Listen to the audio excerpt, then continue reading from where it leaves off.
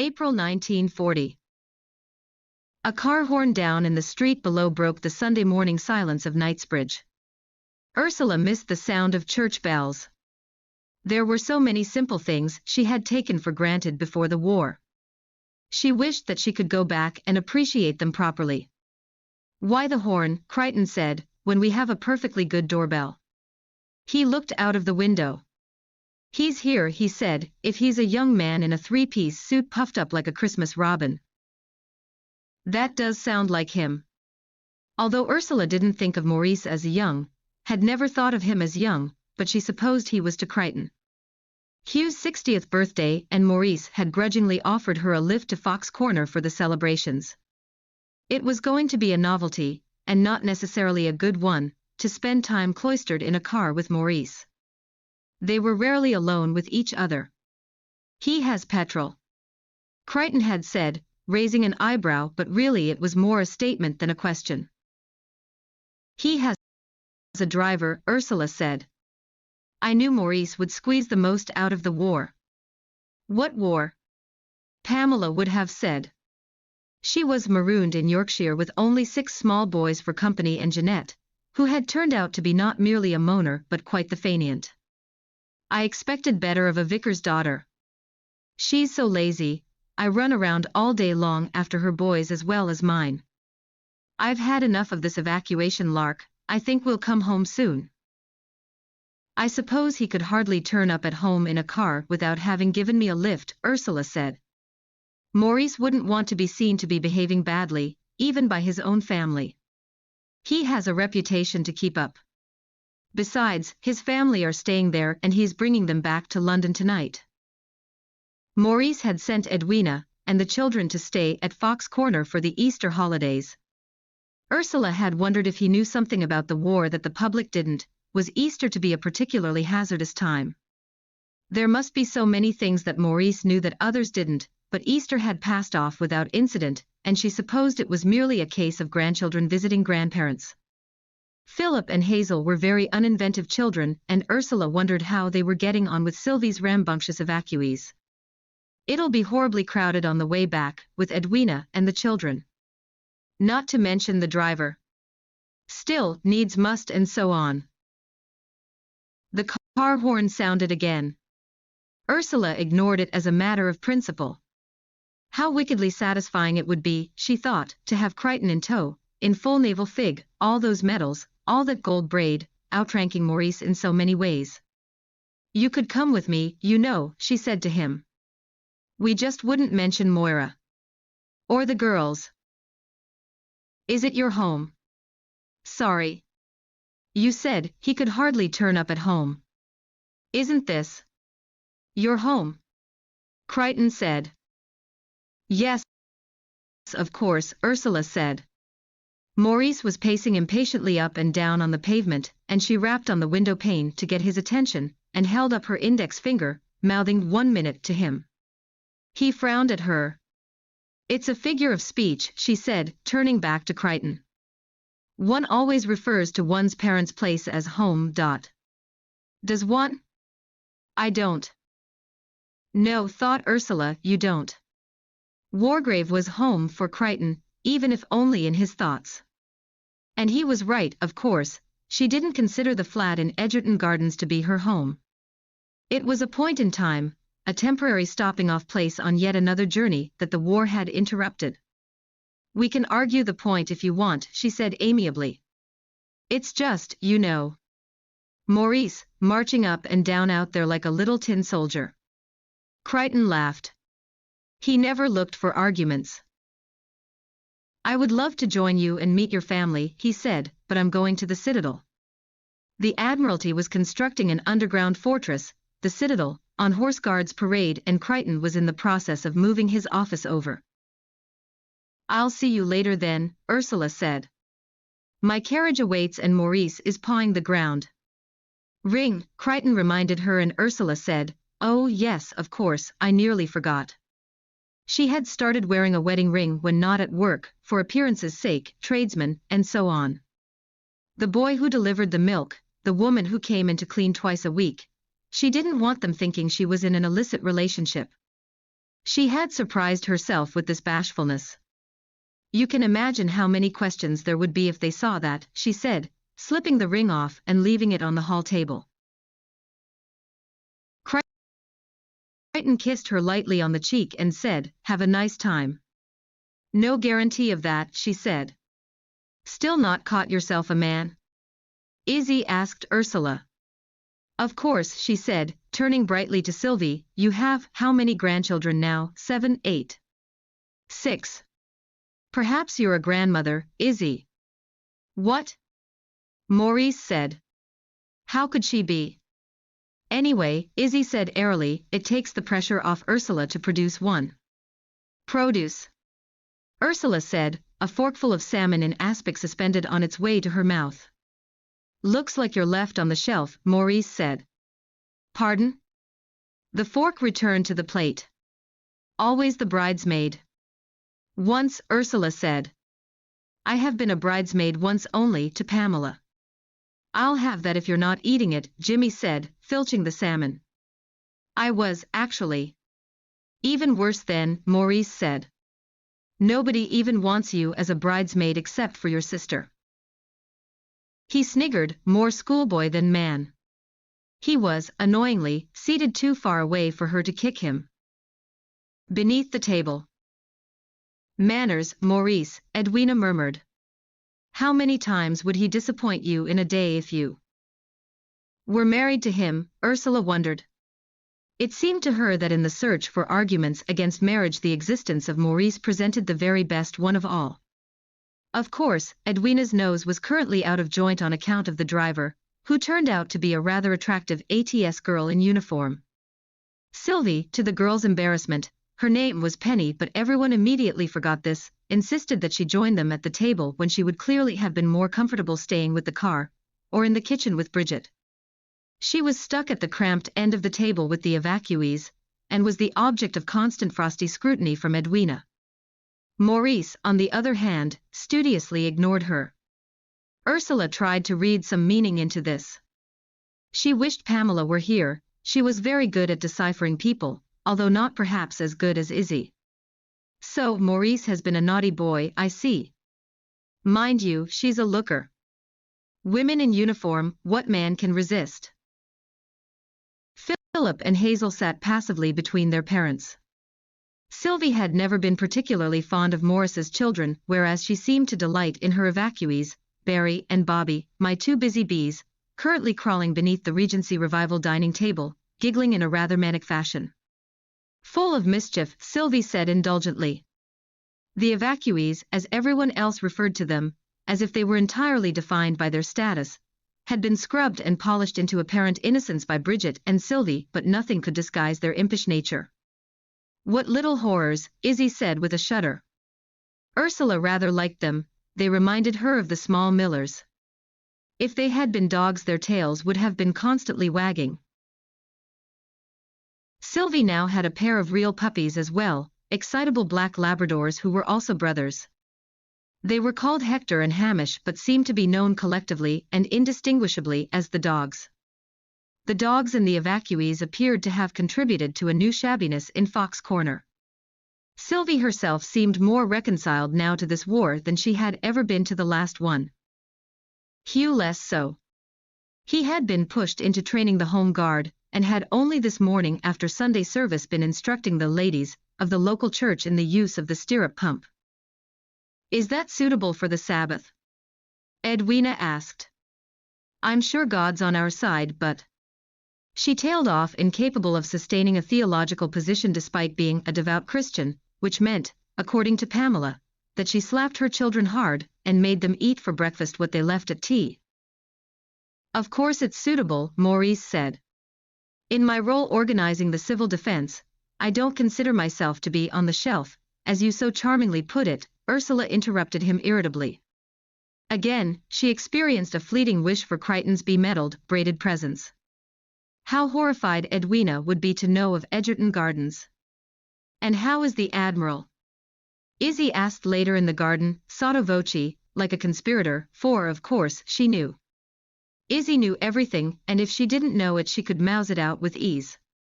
Like Ursula, she had the character for espionage. He's not an admiral, Ursula said. But he is well, thank you. You do all right on your own, Teddy said to Ursula. Contracted to thine own bright eyes and so on. Teddy had faith in poetry, as if merely to quote from Shakespeare would mollify a situation. Ursula thought the sonnet he was quoting from was about being selfish, but didn't say so as Teddy meant it kindly.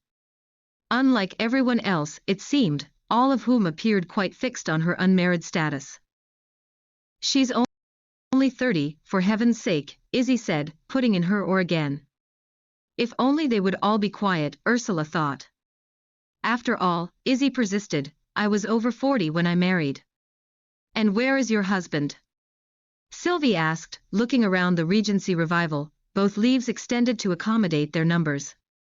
She feigned perplexity, it didn't suit her. I don't seem to see him here. Izzy had chosen the occasion to turn up uninvited, as usual, Sylvie said, to offer her congratulations on Hugh's 6 decades. A landmark.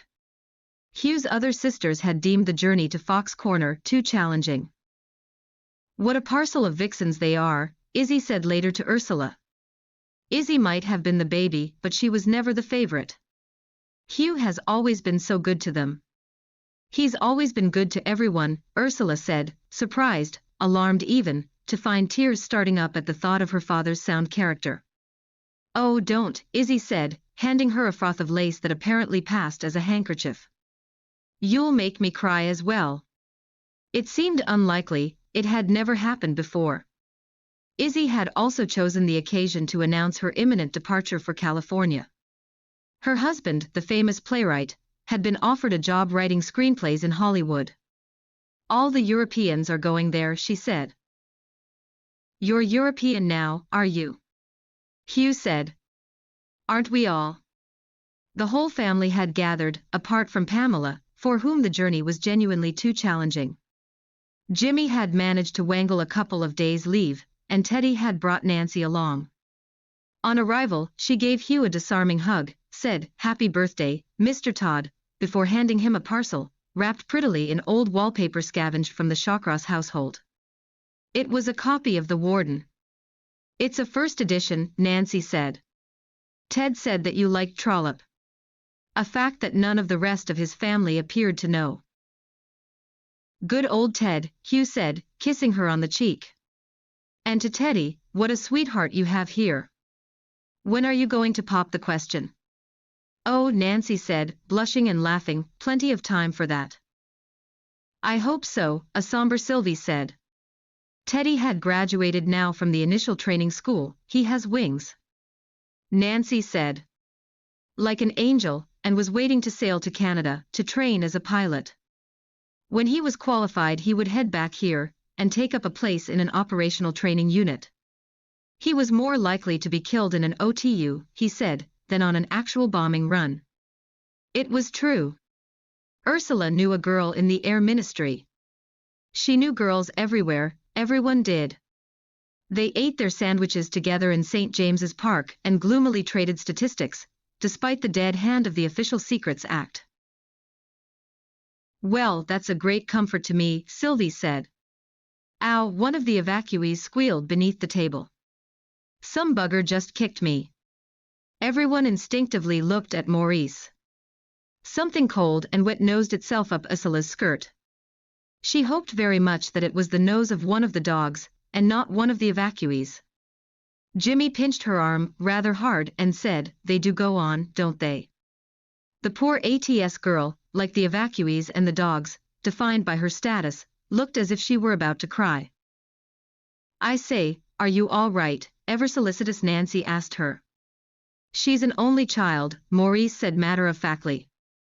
They don't understand the joys of family life. This knowledge of the ATS girl's background seemed to particularly infuriate Edwina, who was gripping the butter knife in her hand, as if she were planning to attack someone with it, Maurice, or the ATS girl, or anyone within stabbing distance by the look of it. Ursula wondered how much harm a butter knife could do.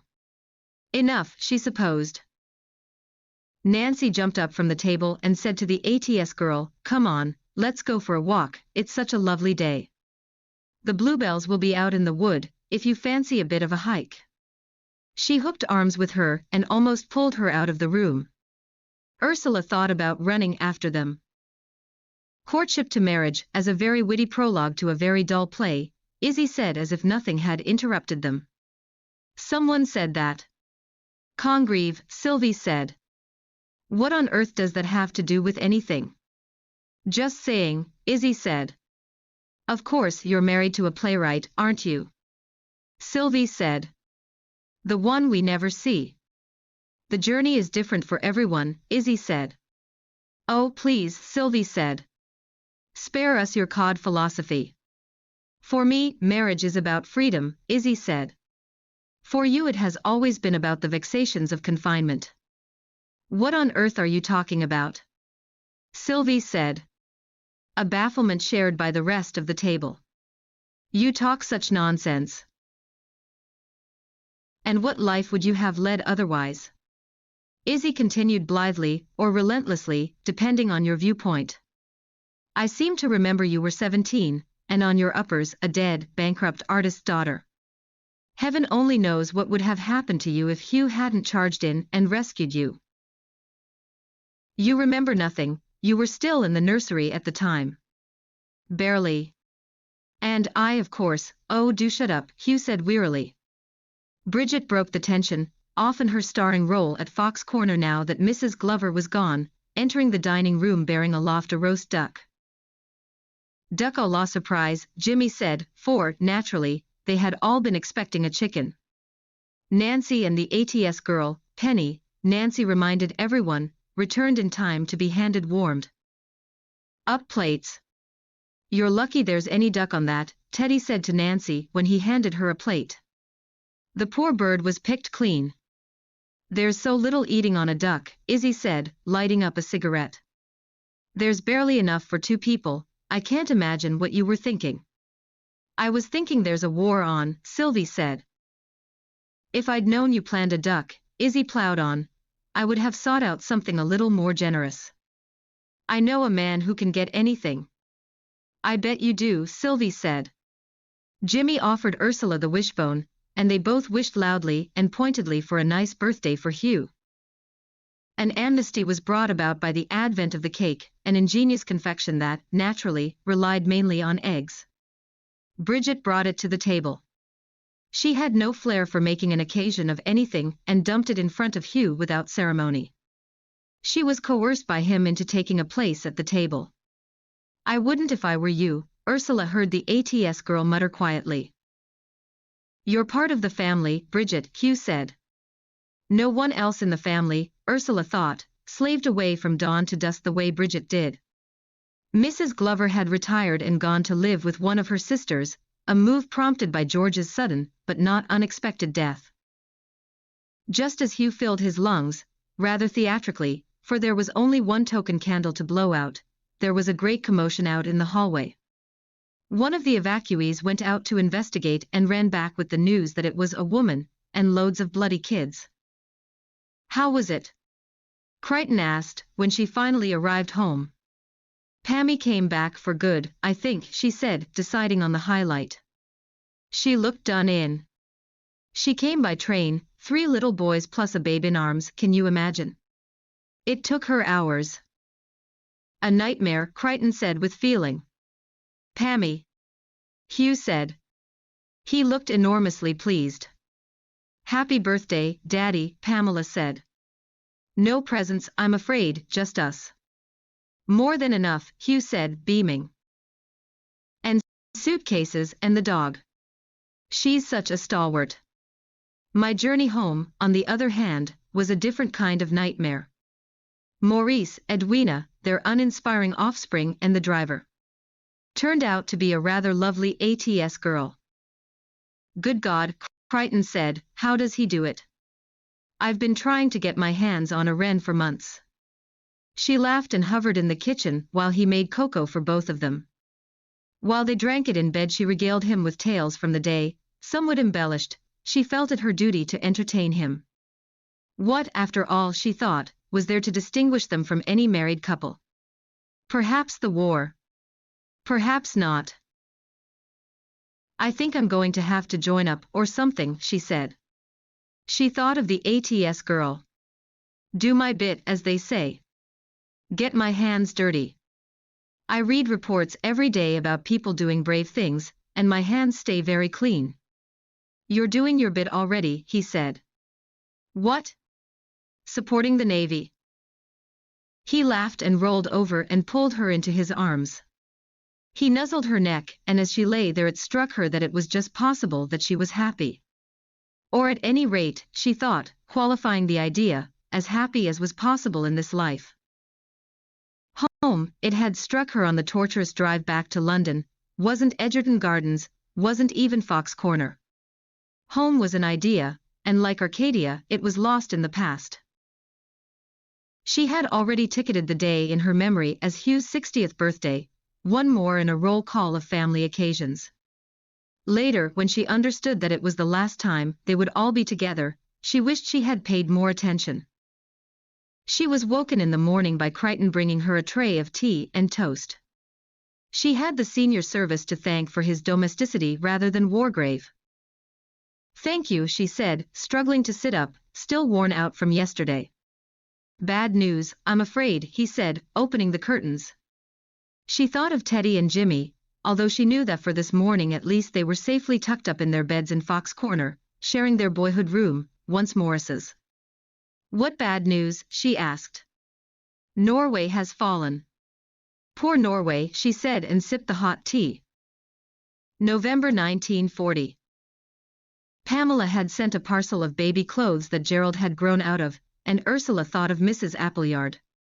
She might not have thought of Mrs. Appleyard as she hadn't kept up with the residents of Argyle Road since she left for Egerton Gardens, something she had rather regretted as she had been fond of the Mrs. Nesbit and often wondered how they were faring under the relentless bombardment.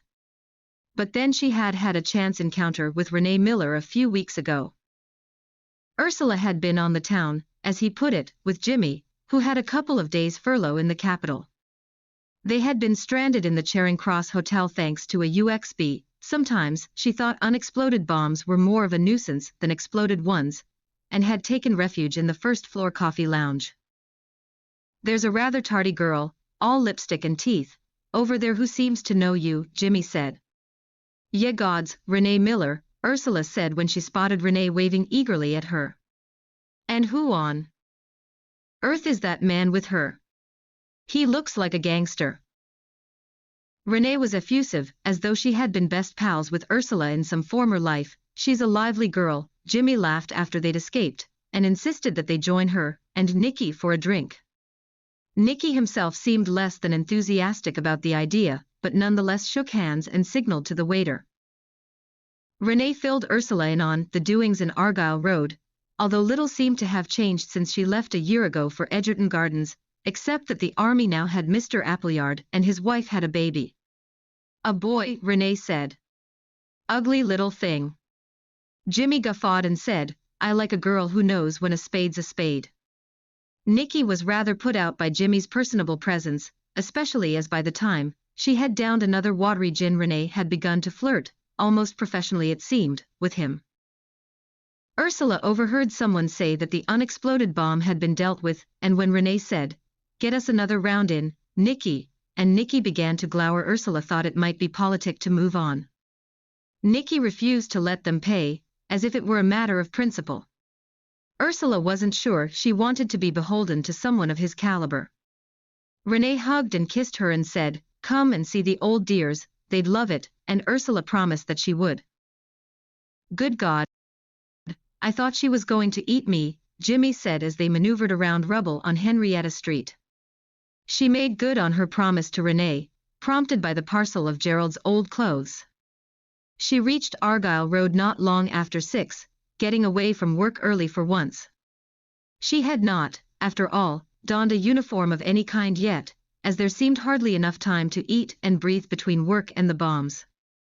Your job is war work, Crichton pointed out. I would have thought that you would have enough on your plate.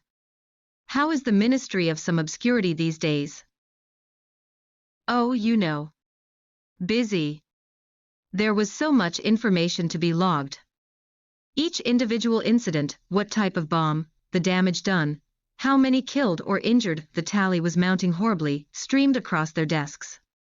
Occasionally, she would open a buff folder and find what she thought of as the raw material, ARP-typed reports, or even the handwritten reports they were based on, and wonder what it was like to be in the heat of battle, for that's what the Blitz was, wasn't it? Sometimes she saw bomb damage maps, once one that had been drawn by Ralph. He had signed it in faint, almost indecipherable pencil on the back.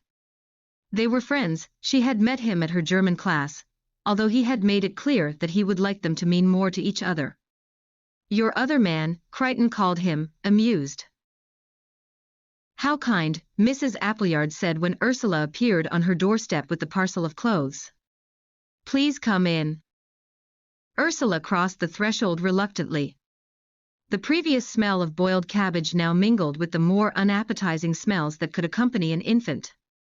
Sadly, Renee's judgment on Mrs. Appleyard's baby's pulchritude, or lack of it, turned out to be true. He was an ugly little thing. Emile, Mrs. Appleyard said, handing him over to Ursula to hold. She could feel the dampness of him through his rubber knickers. She almost handed him straight back. Emile, she said to him, making a face and grinning at him with forced jollity. He stared back at her, rather truculently, his paternity not in doubt. Mrs. Appleyard offered tea, and Ursula excused herself and scurried up the stairs to the Nesbits' eyrie. They were their usual benign selves. It must be quite nice to live with one sister, Ursula thought. She wouldn't mind living out her days with Pamela. Ruth grasped one of her fingers with her own twig-like ones. You're married. How wonderful. Oh darn, Ursula thought, she had forgotten to take off the wedding ring. She demurred, well. And then, seeing the complexity, finally, modestly, yes, I suppose so.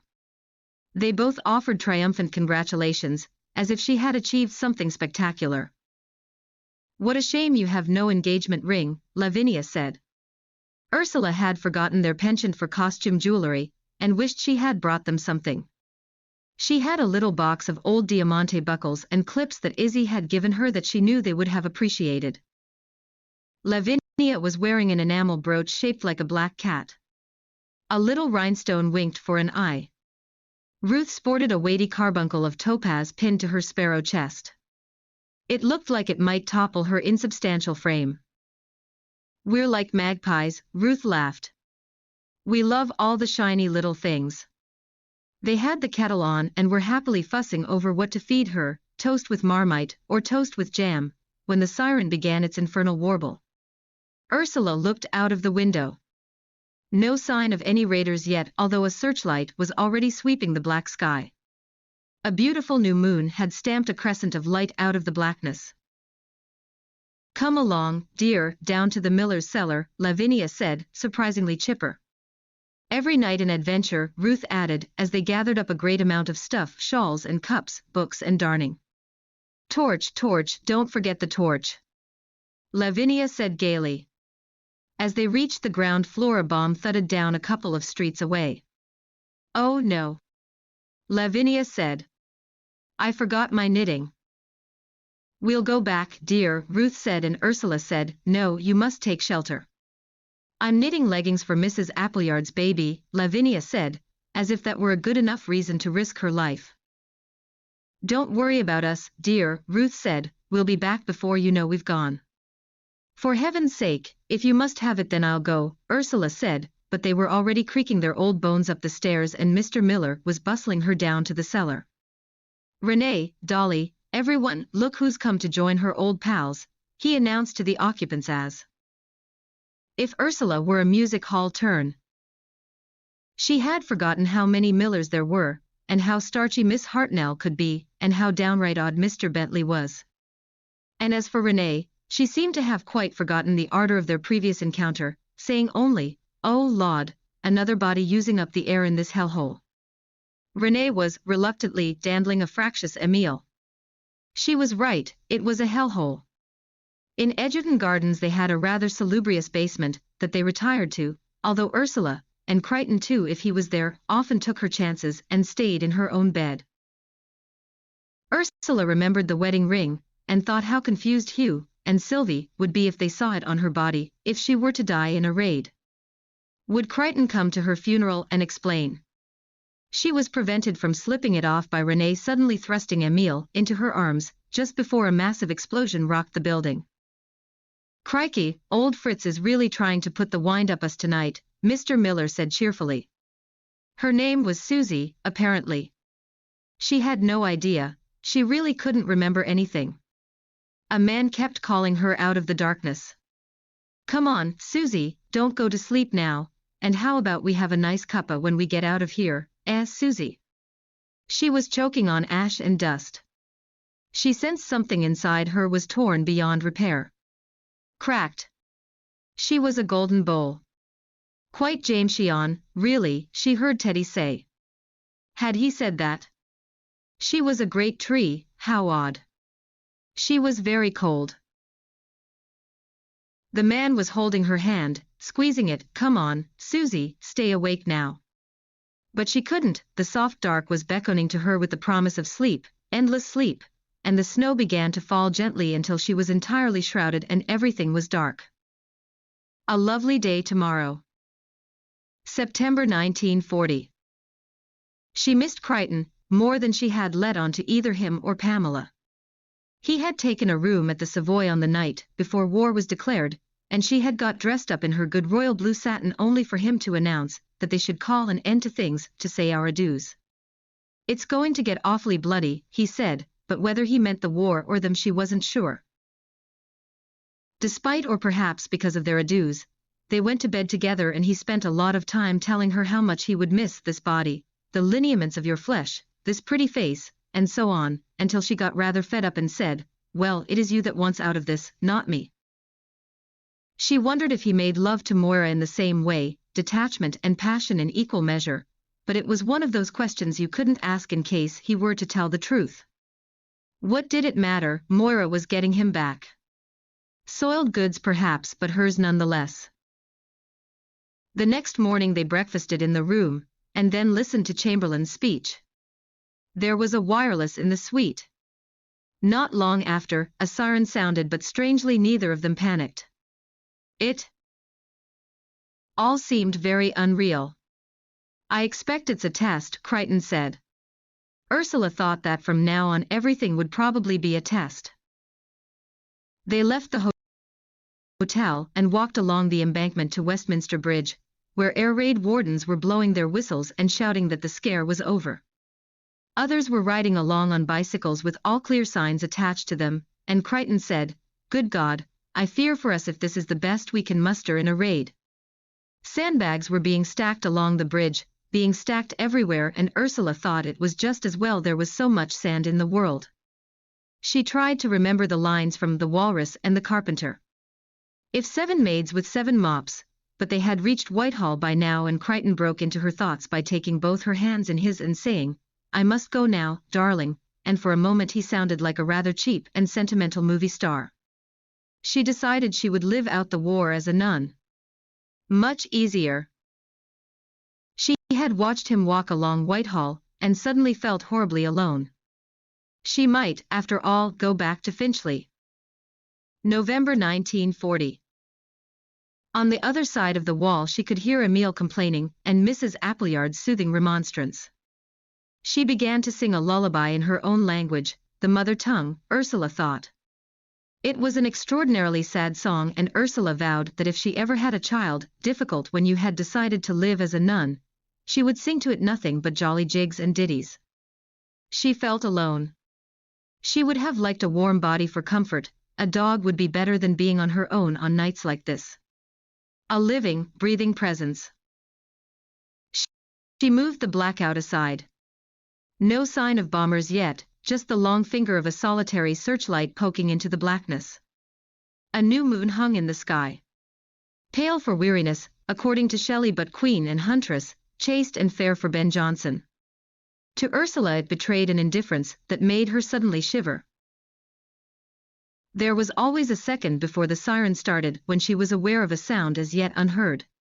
It was like an echo, or rather the opposite of an echo. An echo came afterwards, but was there a word for what came before? She heard the whine of a plane overhead, and the bang bang bang bang bang of the first bombs dropping, and she was about to replace the blackout, and make a run for the cellar, when she noticed a dog cowering in a doorway opposite, almost as if she'd wished it into existence. Even from where she was, she could sense its terror. She hesitated for a second and then thought, "Oh damn," and raced down the stairs. She passed the Nesbit sisters. "Oh, bad luck, Miss Todd," Ruth giggled. "Crossing on the stairs, you know." Ursula was going down, the sisters were coming up. "You're going the wrong way," she said, rather pointlessly. "I forgot my knitting," Lavinia said. She was wearing an enamel brooch shaped like a black cat. A little rhinestone winked for an eye.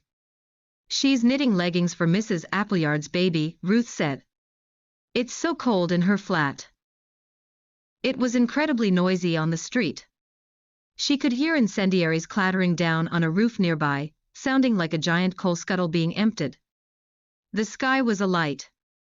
A chandelier flare fell, as graceful as fireworks, illuminating everything below. A stream of bombers was roaring overhead, as she dashed across the street to the dog. It was a nondescript terrier, whimpering and shaking all over. Just as she grabbed hold of it, she heard a terrific swish, and knew she was for it, that they were both for it. A colossal growling noise was followed by the loudest bang she'd heard so far in the blitz. "This is it," she thought, "this is how I die." She took a blow to the forehead, a brick or something, but didn't lose consciousness. A blast of air, like a hurricane, knocked her off her feet. There was a horrendous pain in her ears, and all she could hear was a high-pitched whistling, singing noise, and she knew that her eardrums must have gone.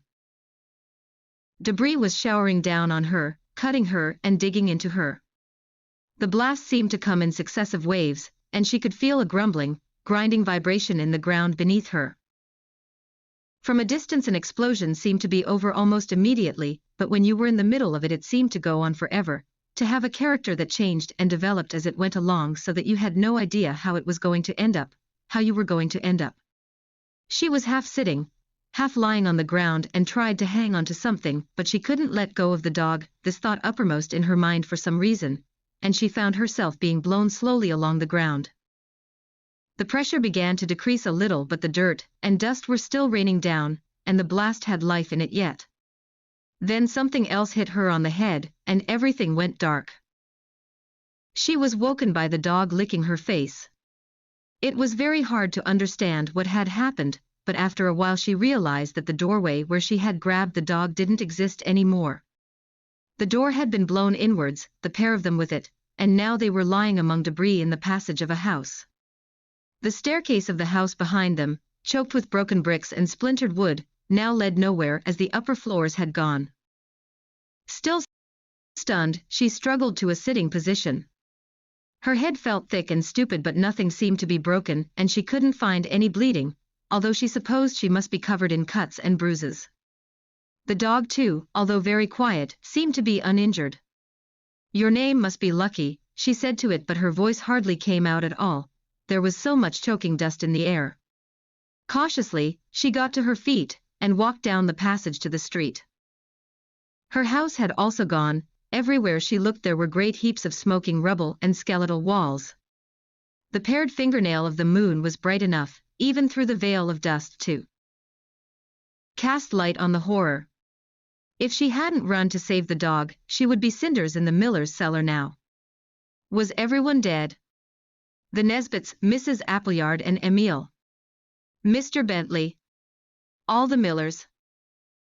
She stumbled into the street where two firemen were unreeling a hose. While they were attaching it to the hydrant, one of them spotted her and shouted, "Are you all right, miss?" It was funny, but he looked exactly like Fred Smith. And then the other fireman yelled, "Watch out, the wall's coming down." It was. Slowly, incredibly slowly, as if in a dream, the whole wall tilted on an invisible axis, and without a single brick detaching itself it inclined towards them, as if taking a graceful bow, and fell in one piece, bringing the darkness down with it. August 1926. Als das Zimmer verlassen hat wust, was Sieaus dieser Erscheinung machen soll. Bees buzzed their summer afternoon lullaby and Ursula, in the shade of the apple trees, drowsily abandoned die Marquise von O. Through half-open eyes she watched a small rabbit a few yards away nibbling contentedly on grass. He was either unaware of her or very bold. Maurice would have shot it by now. He was home after graduation, waiting to start his training in the law, and had spent the entire vacation being thoroughly and noisily bored. He could always get a summer job, Hugh said. It's not unheard of for vigorous young men to work.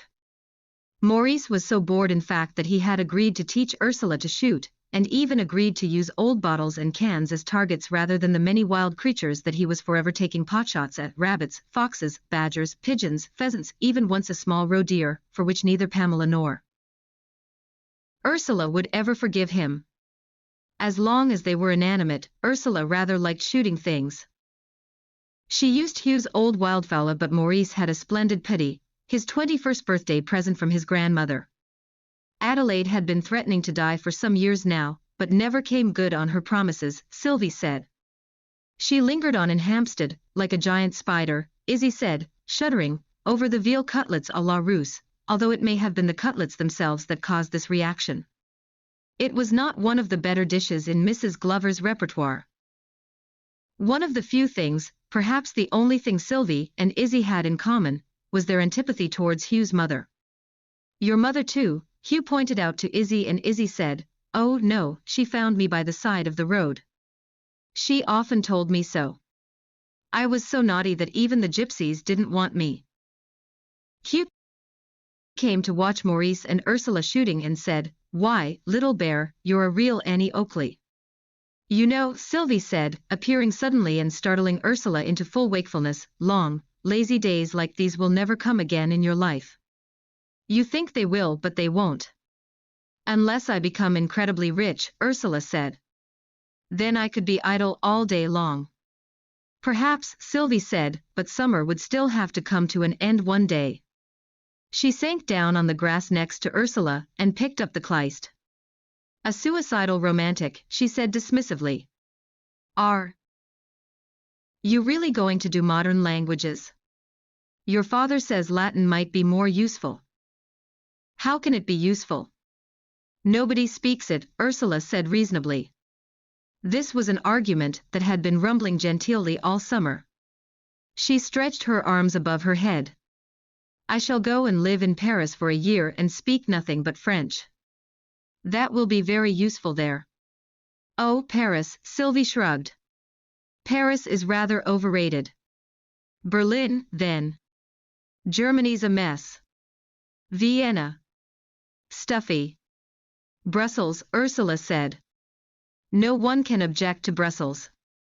It was true, Sylvie could think of nothing to say about Brussels, and their grand tour of Europe came to an abrupt halt. After university anyway, Ursula said. That's years away yet, you can stop worrying. University won't teach you how to be a wife and mother, Sylvie said. What if I don't want to be a wife and mother? Sylvie laughed. Now you're just talking nonsense to provoke. There's tea on the lawn, she said, rousing herself reluctantly. And cake.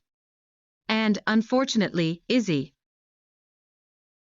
Ursula went for a walk along the lane before supper, Jock happily trotting ahead. He was a wonderfully cheerful dog. It was hard to believe that Izzy could have chosen so well. It was the kind of summer evening that made Ursula want to be alone. Oh, Izzy said, you're at an age when a girl is simply consumed by the sublime. Ursula wasn't sure what she meant. No one is ever sure what she means, Sylvie said, but she thought she understood a little. There was a strangeness in the shimmering air, a sense of imminence that made Ursula's chest feel full, as if her heart was growing. It was a kind of high holiness, she could think of no other way of describing it. Perhaps it was the future, she thought, coming nearer all the time. She was 16, on the brink of everything. She had even been kissed, on her birthday at that, by the rather alarming American friend of Morris's. Just one kiss, she told him before batting him away when he got too fresh with her.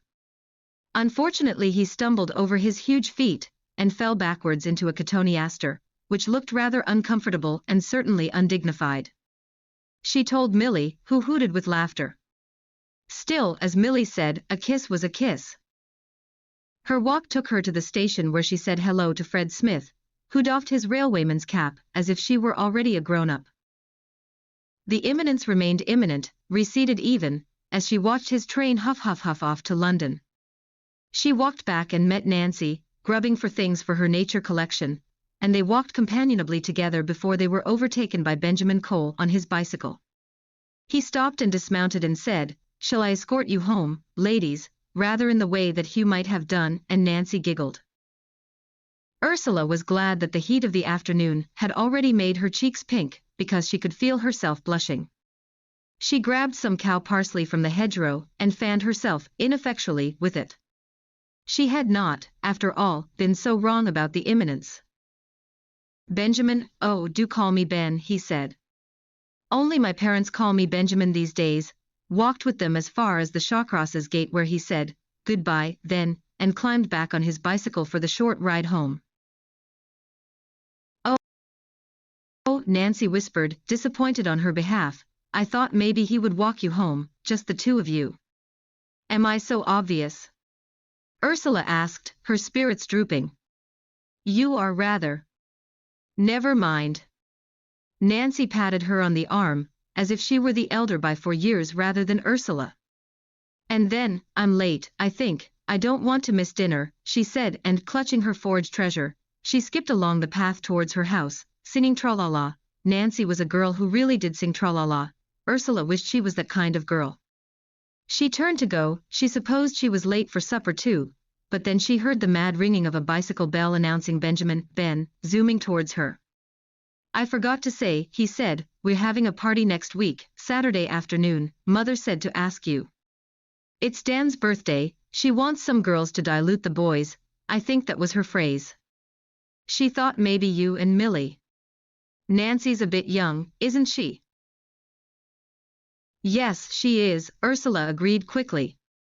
"But I'd love to come. So would Milly, I'm sure." "Thank you." Imminence had returned to the world. She watched him cycle away, whistling as he went. When she turned round she nearly bumped into a man who seemed to have appeared out of nowhere, and was hovering, waiting for her. He tipped his cap and muttered, "Evening, miss." He was a rough-looking fellow, and Ursula took a step back. "Tell me the way to the station, miss," he said, and she pointed down the lane and said, "It's that way." "Care to show me the way, miss?" he said, moving closer to her again. "No," she said, "no thank you." Then his hand suddenly shot out, and he grabbed her forearm. She managed to tug her arm away, and set off running, not daring to look behind until she reached her doorstep. "All right, little bear?" Hugh asked as she flung herself into the porch. "You look all puffed out," he said. "No, I'm fine, really," she said. Hugh would only worry if she told him about the man. "Veal cutlets à la Russe," Mrs. Glover said as she put a large white china dish on the table. "I'm only telling you because last time I cooked it someone said they couldn't begin to imagine what it was." "The Coles are having a party," Ursula said to Sylvie. "Milly and I are invited." "Lovely," Sylvie said, distracted by the contents of the white porcelain dish, much of which would later be fed to a less discerning or, as Mrs. Glover would have it, less fussy, West Highland terrier. The party was a disappointment. It was a rather daunting affair with endless games of charades, Milly in her element, needless to say, and quizzes to which Ursula knew most of the answers, but was left unheard, beaten by the ferociously competitive speed of the Cole boys and their friends. Ursula felt invisible, and the only intimacy that she shared with Benjamin, he no longer seemed like Ben, was when he asked her if she would like some fruit cup, and then forgot to come back with any. There was no dancing but piles of food, and Ursula comforted herself picking and choosing from an impressive selection of desserts. Mrs. Cole, patrolling the food, said to her, "Goodness, you're such a little scrap of a thing, where do you put all that food?" Such a little scrap of a thing, Ursula thought as she tramped dejectedly home, that no one even seemed to notice her. "Did you get cake?" Teddy asked eagerly when she came in the door. Masses, she said. They sat on the terrace and shared the large slice of birthday cake doled out on departure by Mrs. Cole, Jock receiving his fair share. When a large dog fox trotted onto the twilit lawn, Ursula tossed a piece in its direction, but it regarded the cake with the disdain of a carnivore. The Land of Begin Again. August 1933. Kommt. Kommt. One of the girls shouted. He's coming. Finally. Ursula said, glancing at Clara. Apparently. Thank goodness. Before we die of hunger and boredom, she said. They were both equally bemused and amused by the younger girl's hero-worshipping antics.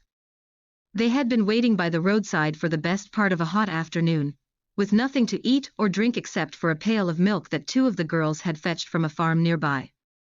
Some of the girls had heard a rumor that the Führer would be arriving today at his mountain retreat, and they had been waiting patiently for hours now.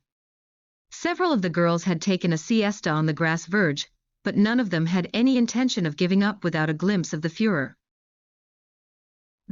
There was some cheering further down the steep, crooked road that led up to Berchtesgaden, and they all jumped to their feet. A big black car swept past them and some of the girls squealed with excitement, but he wasn't in it. Then a second car, a magnificent open-topped black Mercedes, came into view, a swastika pennant fluttering on the bonnet. It drove slower than the previous car and did indeed contain the new Chancellor of the Reich. The Führer gave an abbreviated version of his salute, a funny little flap of the hand backwards, so that he looked as if he were cupping his ear to hear them better as they shouted out to him. At the sight of him, Hilda, standing next to Ursula, said simply, "Oh," investing the single syllable with religious ecstasy. And then, just as quickly, it was all over. Hen crossed her hands over her chest, looking like a rather constipated saint. "My life is fulfilled," she laughed. "He looks better in his photographs," Clara murmured. The girls were all in remarkably high spirits, had been all day, and under their Gruppenführer's orders, Adelheid, a blonde Amazon, an admirably competent 18-year-old, they now quickly formed themselves into a squad and started cheerfully on the long march back to the youth hostel. Singing as they went. "They sing all the time," Ursula wrote to Millie. "It's all a little too lustish for my liking. I feel like I'm in the chorus of a particularly jolly folk opera." Their repertoire was varied: folk songs, quaint love songs and rousing, rather savage, patriotic anthems about flags dipped in blood, as well as the obligatory sing-songs around the campfire. They especially liked Skunkeln, linking arms and swaying to songs. When Ursula was pushed into rendering a song, she gave them Auld Lang Syne, perfect for Skunkeln. Hilda and Hen were Clara's younger sisters, keen members of the BDM, the Bund Deutscher Mädel, the girls' equivalent of the Hitlerjugend, HA-Jot, we call them, Hilda said, and she and Hen fell about giggling at the idea of handsome boys in uniform. Ursula had heard of neither the Hitlerjugend nor the BDM before arriving in the Brenner household, but in the 2 weeks she had been living there she had heard little else from Hilda and Han. "It's a healthy hobby," their mother, Frau Brenner, said. "It promotes peace and understanding between young people. No more wars. And it keeps them away from boys." Clara, like Ursula, a recent graduate, she had been an art student at the Academy, was indifferent to her sister's obsession but had offered to be a chaperone on their Bergwanderung, their summer camping trip, hiking from one Jugenderberg to the next in the Bavarian mountains. "You'll come, won't you?" Clara said to Ursula. "I'm sure we'll have fun and you'll see some of the countryside. And if you don't you'll be stuck in town with Muddy and Vatty." "I think it's like the Girl Guides," Ursula wrote to Pamela. "Not quite," Pamela wrote back. Ursula was not intending to spend long in Munich. Germany was no more than a detour in her life, part of her adventurous year in Europe.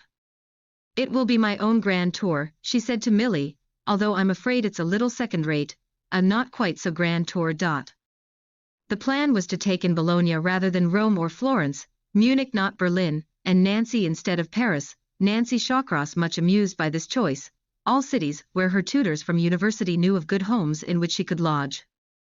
To keep herself she was to do a little teaching, although Hugh had arranged for a modest but regular money order to be sent to her. Hugh was relieved that she would be spending her time in the provinces, where people are, on the whole, better behaved. He means duller, Ursula said to Milly. Hugh had completely vetoed Paris, he had a particular aversion to the city, and was hardly more keen on Nancy, which was still uncompromisingly French. Because it's in France, Ursula pointed out.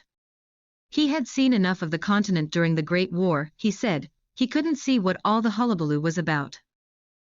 Ursula had, despite Sylvie's reservations, studied for a degree in modern languages, French and German, and a little Italian, very little.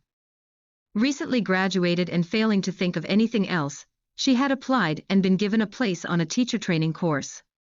She had deferred for a year, saying that she wanted an opportunity to see a little of the world before settling down to a lifetime at the blackboard. That was her rationale anyway, the one that she paraded for parental scrutiny, whereas her true hope was that something would happen in the course of her time abroad that would mean she need never take up the place. What that something was she had no idea. Love perhaps, Milly said wistfully. Anything really that would mean she didn't end up as an embittered spinster in a girls' grammar school, spooling her way through the conjugation of foreign verbs, chalk dust falling from her clothes like dandruff. She based this portrait on her own schoolmistresses. It wasn't a profession that had garnered much enthusiasm in her immediate circle either. You want to be a teacher? Sylvie said. Honestly, if her eyebrows had shot up any further they would have left the atmosphere, Ursula said to Milly. But do you really want to teach? Milly said. Why does every single person I know ask me that question in that same tone of voice? Ursula said, rather piqued. Am I so clearly unsuited to the profession? Yes. Milly herself had done a course at a drama academy in London, and was now playing in rep in Windsor, in second-rate crowd pleasers and melodramas. Waiting to be discovered, she said, striking a theatrical pose. Everyone seems to be waiting for something, Ursula thought. Best not to wait, Izzy said. Best to do. Easier for her to say. Milly and Ursula were sitting in the wicker chairs on the lawn at Fox Corner, hoping that the foxes would come and play on the grass. A vixen and her litter had been visiting the garden. Sylvie had been putting out scraps and the vixen was half tame now, and would sit quite boldly in the middle of the lawn, like a dog waiting for its dinner, while her cubs, already rangy, long-legged things by June, squabbled and somersaulted around her. What am I to do then? Ursula said helplessly, hopelessly. Bridget appeared with a tray of tea and cake and placed it on a table between them. Learn shorthand and typing and work in the civil service. That sounds pretty dismal too. I mean, what else is there for a woman to do if she doesn't want to go from the parental to the marital home with nothing in between? An educated woman, Milly amended. An educated woman, Ursula agreed. Bridget muttered something incomprehensible and Ursula said, Thank you, Bridget. You have seen Europe, she said, rather accusingly to Sylvie. When you were younger. I was not on my own, I was in the company of my father, Sylvie said. But surprisingly this argument seemed to have some effect and it was, in the end, Sylvie who championed the trip against Hugh's objections. Before she departed for Germany, Izzy took her shopping for silk underwear and scarves, pretty lace-edged handkerchiefs, a really good pair of shoes, 2 hats, and a new handbag. Don't tell your mother, she said. In Munich she was to lodge with the Brenner family, mother, father and 3 daughters, Clara, Hildegard and Hannelore, and a son, Helmut, who was away at school, in an apartment on the Elisabethstrasse. Hugh had already had an extensive correspondence with Herr Brenner to assess his suitability as a host. I'll be a terrible disappointment, she said to Milly. Herr Brenner will be expecting the second coming, given the preparations that have been made. Herr Brenner was himself a teacher at the Deutsche Akademie, and had arranged for Ursula to give some classes to beginners in English, and had also procured several introductions to people looking for private tuition. This he told her when he met her off the train.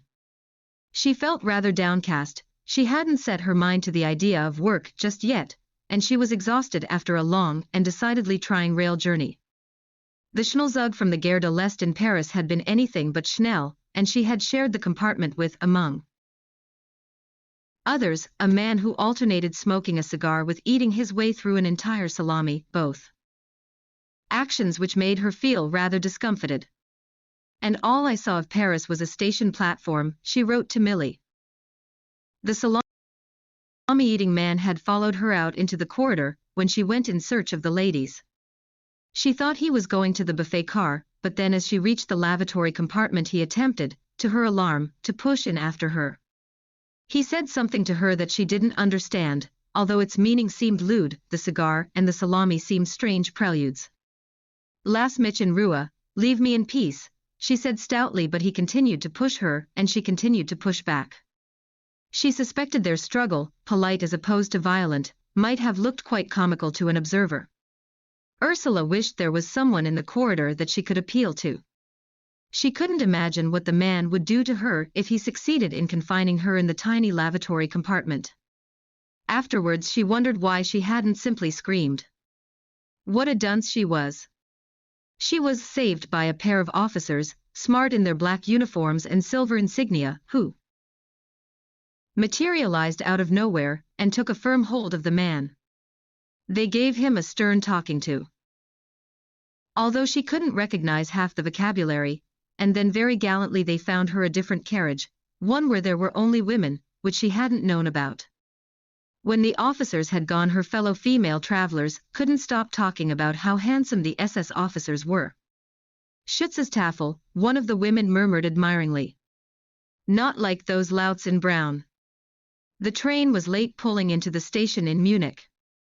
There had been some kind of incident, Herr Brenner said. A man had fallen from the train. How awful, Ursula said. Despite it being summer, it was chilly and raining heavily. The gloomy atmosphere didn't lift with her arrival at the Brenners' enormous apartment, where no lamps were lit against the evening, and where the rain was beating against the lace-curtained windows as if it was determined to break in. Between them, Ursula and Herr Brenner had lugged her heavy trunk up the stairs, a somewhat farcical procedure. Surely there was someone who could help them, Ursula thought irritably. Hugh would have employed a man or two, and not expected her to manage it herself. She thought of the SS officers on the train, how efficiently and courteously they would have dealt with the trunk. The female Brenners of the house proved to be absent. Oh, not back yet, Herr Brenner said, unconcerned. They went shopping, I think. The apartment was full of heavy furniture and shabby rugs and leafy plants that gave the impression of a jungle. She shivered, it seemed inhospitably cold. For the time of year. They maneuvered the trunk into the room that was to be hers. This used to be my mother's room, Herr Brenner said. This is her furniture. Sadly, she died last year. The way that he gazed at the bed, a large, Gothic affair that looked as if it were built specifically to induce nightmares in its occupant, clearly hinted that Frau Brenner Sr.'s demise had taken place within its downy coverlets. The bed seemed to dominate the room, and Ursula felt suddenly nervous. Her experience on the train with the salami-eating man was still embarrassingly vivid, and now here she was again alone in a foreign country with a complete stranger. Bridget's lurid tales of the white slave trade came to mind. To her relief, they both heard the front door open, and a great commotion taking place in the hallway. Ah, Herr Brenner said, beaming with delight, they're back. The girls spilled and tumbled into the apartment, all wet from the rain, laughing and carrying parcels. Look who's arrived, Herr Brenner said, inducing much excitement in the youngest two girls. Hilda and Hen would prove to be the most excitable girls Ursula had ever encountered. You're here, Clara said, clasping both her hands in her own cold, damp ones. Herzlich willkommen in Deutschland. While the younger girls chattered 19 to the dozen, Clara moved quickly round the apartment, turning on lamps, and the place was suddenly transformed. The rugs were worn, but they were figured richly, the old furniture gleamed with polish, the cold jungle of plants turned into a pretty, ferny bower. Herr Brenner lit a big porcelain kachelofen in the living room, like having a big warm animal in the room. She wrote to Pamela, and assured her that tomorrow the weather would be back to normal, warm and sunny. A table was quickly laid with an embroidered cloth and supper produced, a platter of cheese, salami, sliced sausage, salad and a dark bread that smelt of Mrs. Glover's seed cake as well as a delicious kind of fruit soup that confirmed that she was in a foreign country. Cold fruit soup, she wrote to Pamela. What would Mrs. Glover have to say about that? Even Herr Brenner's dead mother's room was more accommodating now. The bed was soft and inviting, the sheets edged with hand-worked crochet, and the bedside lamp had a pretty pink glass shade that cast a warm glow. Someone, Clara, Ursula suspected, had placed a posy of marguerites in a little vase on the dressing table. Ursula was dropping with fatigue by the time she clambered into the bed. It was so high it required a small footstool, and fell gratefully into a deep, dreamless sleep, untroubled by the ghost of the previous occupant. But of course you're going to have some holiday time, Frau Brenner said next morning at breakfast, a meal that was oddly similar to supper the night before. Clara was at a bit of a loose end. She had finished her art course, and didn't know what to do next. She was chafing at the bit to leave home, and be an artist, but not much money in Germany to spare for art, she grumbled. Clara kept some of her work in her room, big, harsh abstract canvases that seemed at odds with her kind and temperate nature. Ursula couldn't imagine she would make a living from them. Perhaps I shall have to teach, she said miserably. Fate worse than death, Ursula agreed. Clara occasionally did some framing for a photography studio in Schellingstrasse. The daughter of one of Frau Brenner's acquaintances worked there, and had put in a word for her. Clara and the daughter, Eva, had been in kindergarten together. But framing, it's hardly art, is it? Clara said. The photographer, Hoffman, was the personal photographer of the new chancellor, so I am intimately acquainted with his features, she said. The Brenners didn't have much money either. Ursula supposed that was why they were renting her a room, and everyone Clara knew was poor, but then in 1933 everyone everywhere was poor. Despite the lack of funds, Clara was determined that they should make the most of the remainder of the summer. They went to the Carlton Tea House or Café Heck by the Hofgarten, and ate Pfannkuchen and drank Schokolade until they felt sick. They walked for hours in the English Garden, and then ate ice cream, or drank beer, their faces pink with the sun. They also spent time boating or swimming with friends of Helmut, Clara's brother, a revolving carousel of Walters, Werners, Kutz, Heinzes and Gerhards. Helmut himself was in Potsdam, a cadet, a youngman at a new kind of military school that the Führer had founded. He's very keen on the party, Clara said in English. Her English was quite good, and she was enjoying practicing with Ursula. On parties, Ursula corrected her.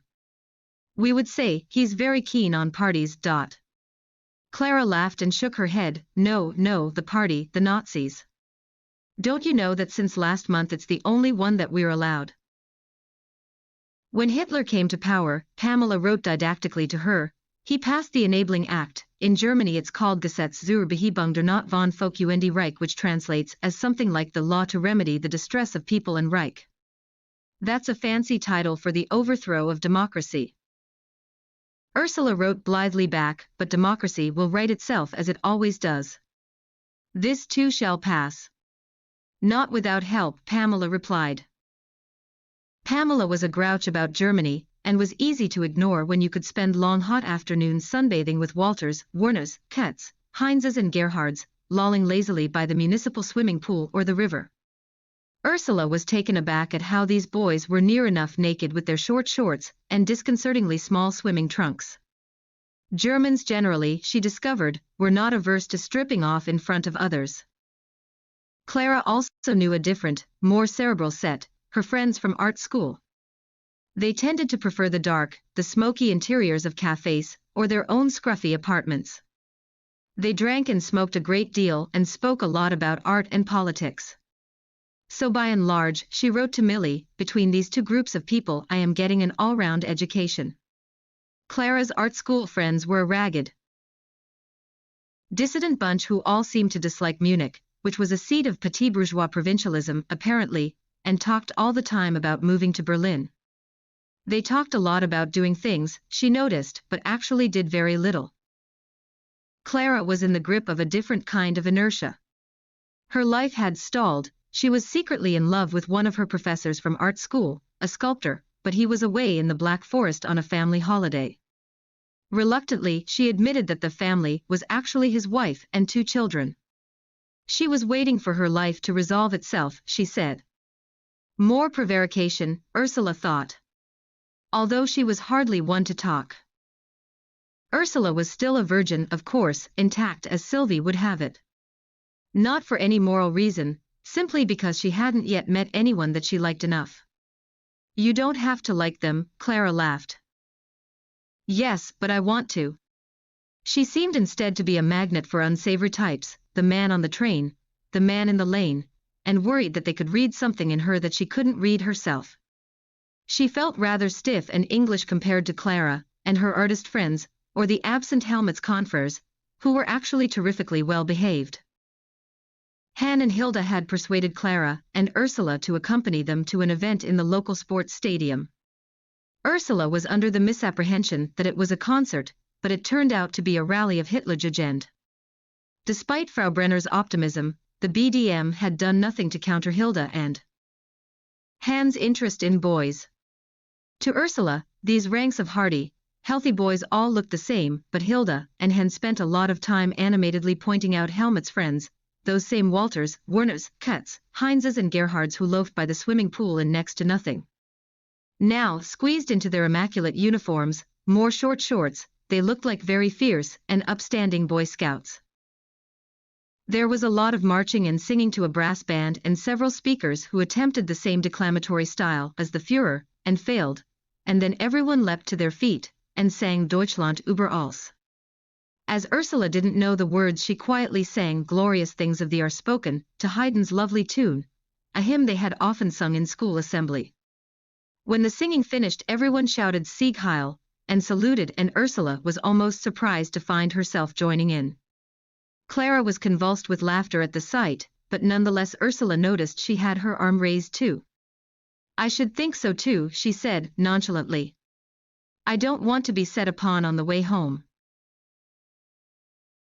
No, thank you. Ursula didn't want to stay home with Vadi and muddy Brenner in hot, dusty Munich, so Clara rummaged through her wardrobe and found a navy skirt and white blouse that suited requirements, and the group leader, Adelheid, provided a spare khaki battle dress jacket. A 3-cornered scarf drawn through a braided leather Turk's head knot completed the outfit. Ursula thought she looked rather dashing. She found herself regretting never having been a girl guide, although she supposed it was about more than just the uniform. The upper age limit for the BDM was 18, so neither Ursula nor Clara was qualified to join. They were old ladies, alte Damen, according to Han. Ursula didn't think that the troop really needed to be escorted by them, as Adelheid was as efficient as a sheepdog with her girls. With her statuesque figure and Nordic blonde plaits, she could have passed for a youthful Freya visiting from Folkvanger. She was perfect propaganda. At 18 she would soon be too old for the BDM. What would she do then? Why, I will join the National Socialist Women's League, of course, she said. She already wore a small silver swastika pinned to her shapely bosom, the runic symbol of belonging. They took a train, their rucksacks stowed on the luggage racks, and by evening they had arrived in a small Alpine village, near to the Austrian border. From the station they marched in formation, singing, naturally, to their Jugenderberge. People stopped to watch them and some clapped appreciatively. The dormitory they were allotted was full of 2-tier bunks, most of which were already occupied by other girls, and they had to squeeze themselves in, sardine fashion.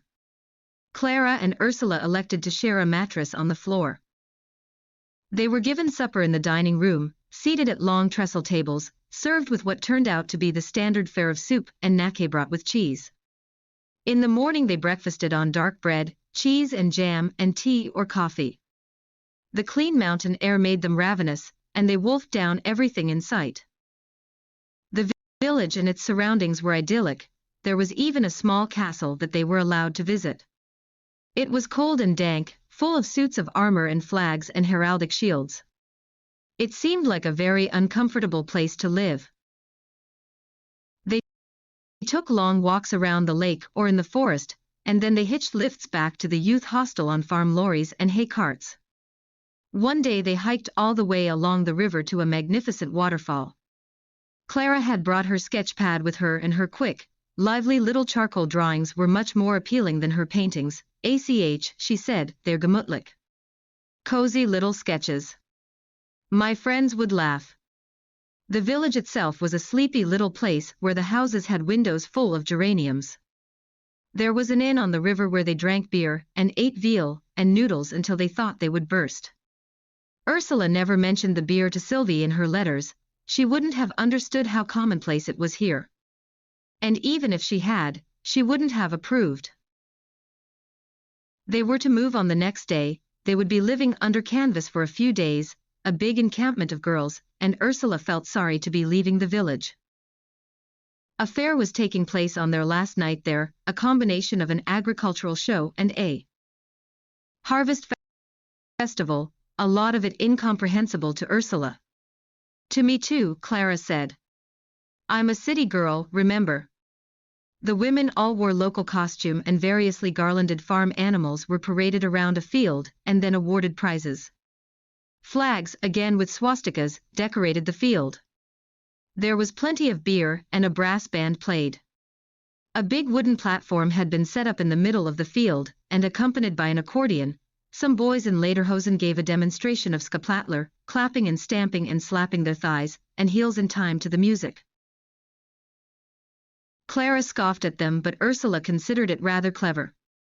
Ursula thought that she would quite like to live in an alpine village, like Heidi. She wrote to Pamela. She wrote less to Pamela as her sister was so aggravated by the new Germany. Pamela, even at a distance, was the voice of her conscience, but then it was very easy to have a conscience from a distance. The accordionist took his place in a band and people began to dance. Ursula was led onto the platform by a succession of terrifically shy farm boys, who had an odd clod-hopping way of moving around the dance floor, which she recognized as the rather awkward 3/4 time of the skaplattler. Between the beer and the dancing she began to feel quite lightheaded, so that she was confused when Clara appeared, dragging by the hand a very handsome man who was clearly not local, saying, "Look who I found." "Who?" Ursula asked. "None other than our cousin's half-cousin's cousin once removed," Clara said gaily. "Or something to that effect. May I present Jürgen Fuchs?" "Just a half-cousin," he said, smiling. "Delighted to meet you, I'm sure," she said. He clicked his heels and kissed her hand. She was reminded of Prince Charming in Cinderella. "It's the Prussian in me," he said, and laughed, as did the Brenners. "We have no Prussian blood at all," Clara said. He had a lovely smile, amused and thoughtful at the same time, and extraordinarily blue eyes. He was undoubtedly handsome, rather like Benjamin Cole, except Benjamin was his dark polar opposite, the negative to Jürgen Fuchs's positive. A Todd and a Fuchs, a pair of foxes. Had fate intervened in her life? Dr. Kellett might have appreciated the coincidence. "He is so handsome," she wrote to Millie after that encounter. "All those awful words used in trashy romances come to mind, heart-stopping, breathtaking." She had read enough of Bridget's novels on idle wet afternoons to know. "Love at first sight," she wrote giddily to Millie. But of course such feelings weren't true love, that was what she would feel for a child one day, merely the false grandeur of madness. "Folie à deux," Millie wrote back. "How delicious." "Good for you," Pamela wrote. "Marriage is based on a more enduring kind of love," Sylvie cautioned. "I am thinking of you, little bear," Hugh wrote, "so far away from here." When darkness fell there was a torchlit procession through the village, and then fireworks from the battlements of the small castle. It was rather thrilling. "Wunderschön, nicht wahr?" Adelheid said, her face radiant in the light of the torches. "Yes," Ursula agreed, "it's lovely." August 1939. Der Zauberberg. The Magic Mountain. Ah. Sie ist so niedlich. Click, click, click. Eva loved her Rolleiflex. Eva loved Frida. She is so cute, she said. They were on the enormous terrace of the Berghof, bright with alpine sun, waiting for lunch to be brought out. It was much nicer to eat out here, al fresco, rather than in the big, gloomy dining room, its massive window full of nothing but mountains. Dictators loved everything to be on a grand scale, even their scenery. Bit Lacheln. Big smile. Frida obliged. She was an obliging child. Eva had persuaded Frida out of her serviceable English hand-smock dress, Bourne and Hollingsworth, purchased by Sylvie and sent for Frida's birthday, and had arrayed her instead in Bavarian costume, dirndl, apron, knee-length white socks. To Ursula's English eyes, more English every day, she felt, the outfit still looked as though it belonged in a dressing-up box, or perhaps a school play. Once at her own school, how long ago and far away that seemed now, they had put on a performance of the Pied Piper of Hamelin, and Ursula had played a village girl, clad in much the same get-up that Frida was now attired in. Millie had been King Rat, a bravura performance, and Sylvie said, those Shawcross girls thrive on attention, don't they? There was something of Millie in Eva, a restless, empty gaiety that needed continual feeding. But then Eva was an actress too, playing the greatest part of her life. In fact, her life was her part, there was no difference. Frida, lovely little Frida, just 5 years old, with her blue eyes and stubby blonde plaits. Frida's complexion, so pale and wan when she had first arrived, now pink and gold from all the alpine sunshine. When the Führer saw Frida, Ursula caught the zealot gleam in his own blue eyes, as cold as the Connoisseur down below, and knew he was seeing the future of the Tausendjähriges Reich rolling out in front of him, Mädchen after Mädchen. She doesn't take after you, does she? Eva said, without malice. She had no malice. When she was a child, a period in her life that Ursula seemed to find herself returning to almost compulsively these days, she had read fairy tales of wronged princesses who saved themselves from lustful fathers and jealous stepmothers by smearing their fair faces with walnut juice and rubbing ashes in their hair to disguise themselves as the gypsy, the outsider, the shunned. Ursula wondered how one obtained walnut juice. It didn't seem the kind of thing you could just walk into a shop and buy. And it was no longer safe to be the nut-brown outsider, much better if one wanted to survive to be. Here on Obersalzberg, der Zauberberg, in the kingdom of make-believe, the Berg, as they called it with the intimacy of the elect. What on earth was she doing here, Ursula wondered, and when could she leave? Frida was well enough now, her convalescence drawing to a close. Ursula determined to say something to Eva today. After all, they weren't prisoners, they could leave any time they chose. Eva lit a cigarette. The Führer was away and the mouse was being naughty. He didn't like her to smoke or drink, or wear makeup. Ursula rather admired Eva's small acts of defiance. The Führer had come and gone twice since Ursula first arrived at the Berghof with Frida 2 weeks ago, his arrivals and departures moments of heightened drama for Eva, for everyone. The Reich, Ursula had concluded a long time ago, was all pantomime and spectacle, a tale told by an idiot, full of sound and fury, she wrote to Pamela. But unfortunately not signifying nothing. Frida, on a prompt from Eva, did a twirl and laughed. She was the molten core at the center of Ursula's heart, she was the better part of everything she did or thought. Ursula would be willing to walk on knives for the rest of her life, if it would protect Frida. Burn in the flames of hell to save her. Drown in the deepest of waters, if it would buoy her up. She had explored many extreme scenarios. Best to be prepared. She had had no idea, Sylvie gave little indication, that maternal love could be so gut-achingly, painfully physical. Oh yes, Pamela said, as if it were the most casual thing in the world, it turns you into a regular she-wolf. Ursula didn't think of herself as a she-wolf, she was, after all, a bear. There were real she-wolves prowling everywhere on the Berg, Magda, Emmy, Marguerite, Gerda, the brood wives of the senior party officials, all jostling for a little power of their own, producing endless babies from their fecund loins for the Reich, for the Führer. These she-wolves were dangerous, predatory animals, and they hated Eva, the silly cow-dyed-blowed cuh, who somehow or other had managed to trump them all. They surely would have given anything to be the mate of the glorious leader rather than insignificant Eva. Wasn't a man of his stature worthy of a Brunhilde, or at the very least a Magda, or a Leni?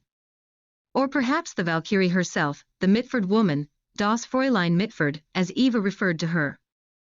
The Führer admired England, especially aristocratic, imperial England, although Ursula doubted that his admiration would stop him from trying to destroy it if the time came.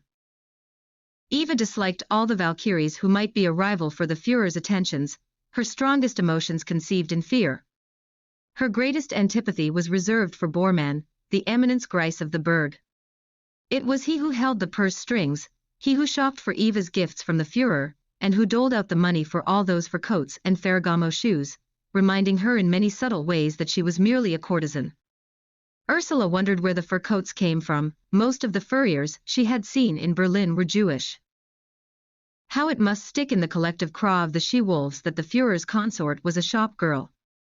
When she first met him, Eva told Ursula, when she was working in Hoffmann's photo house, she had addressed him as Herr Wolf. Adolf means noble wolf in German, she said. How he must like that, Ursula thought. She had never heard anyone call him Adolf.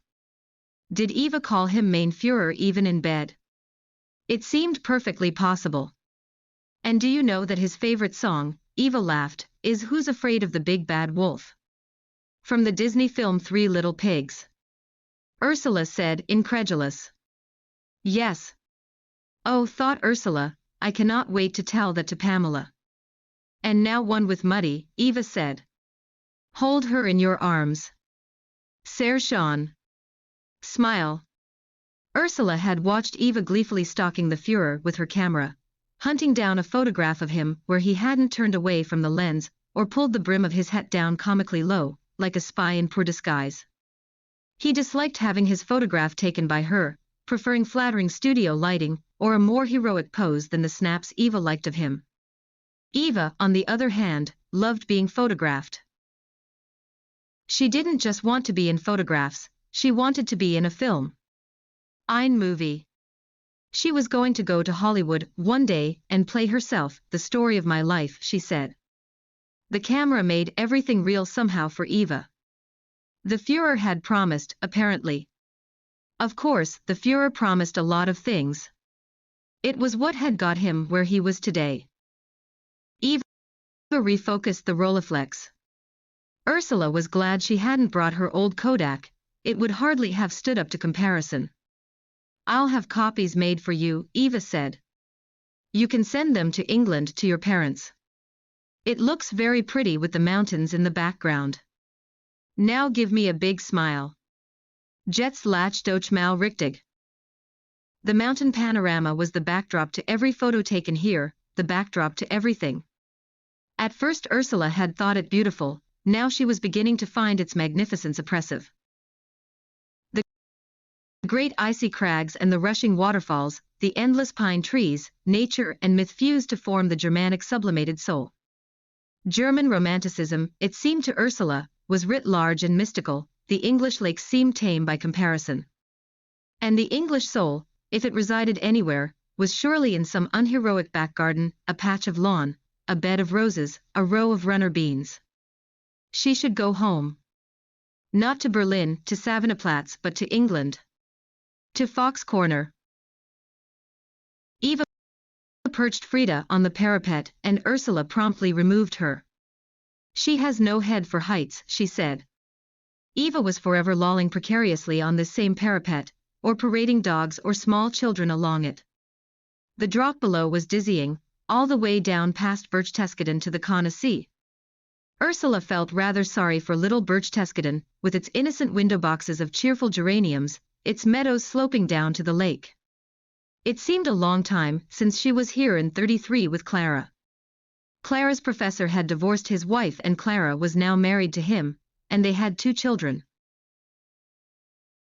The Nibelungen live up there, Eva told Frida, pointing at the peaks all around them, and demons and witches and evil dogs. Evil dogs? Frida echoed uncertainly.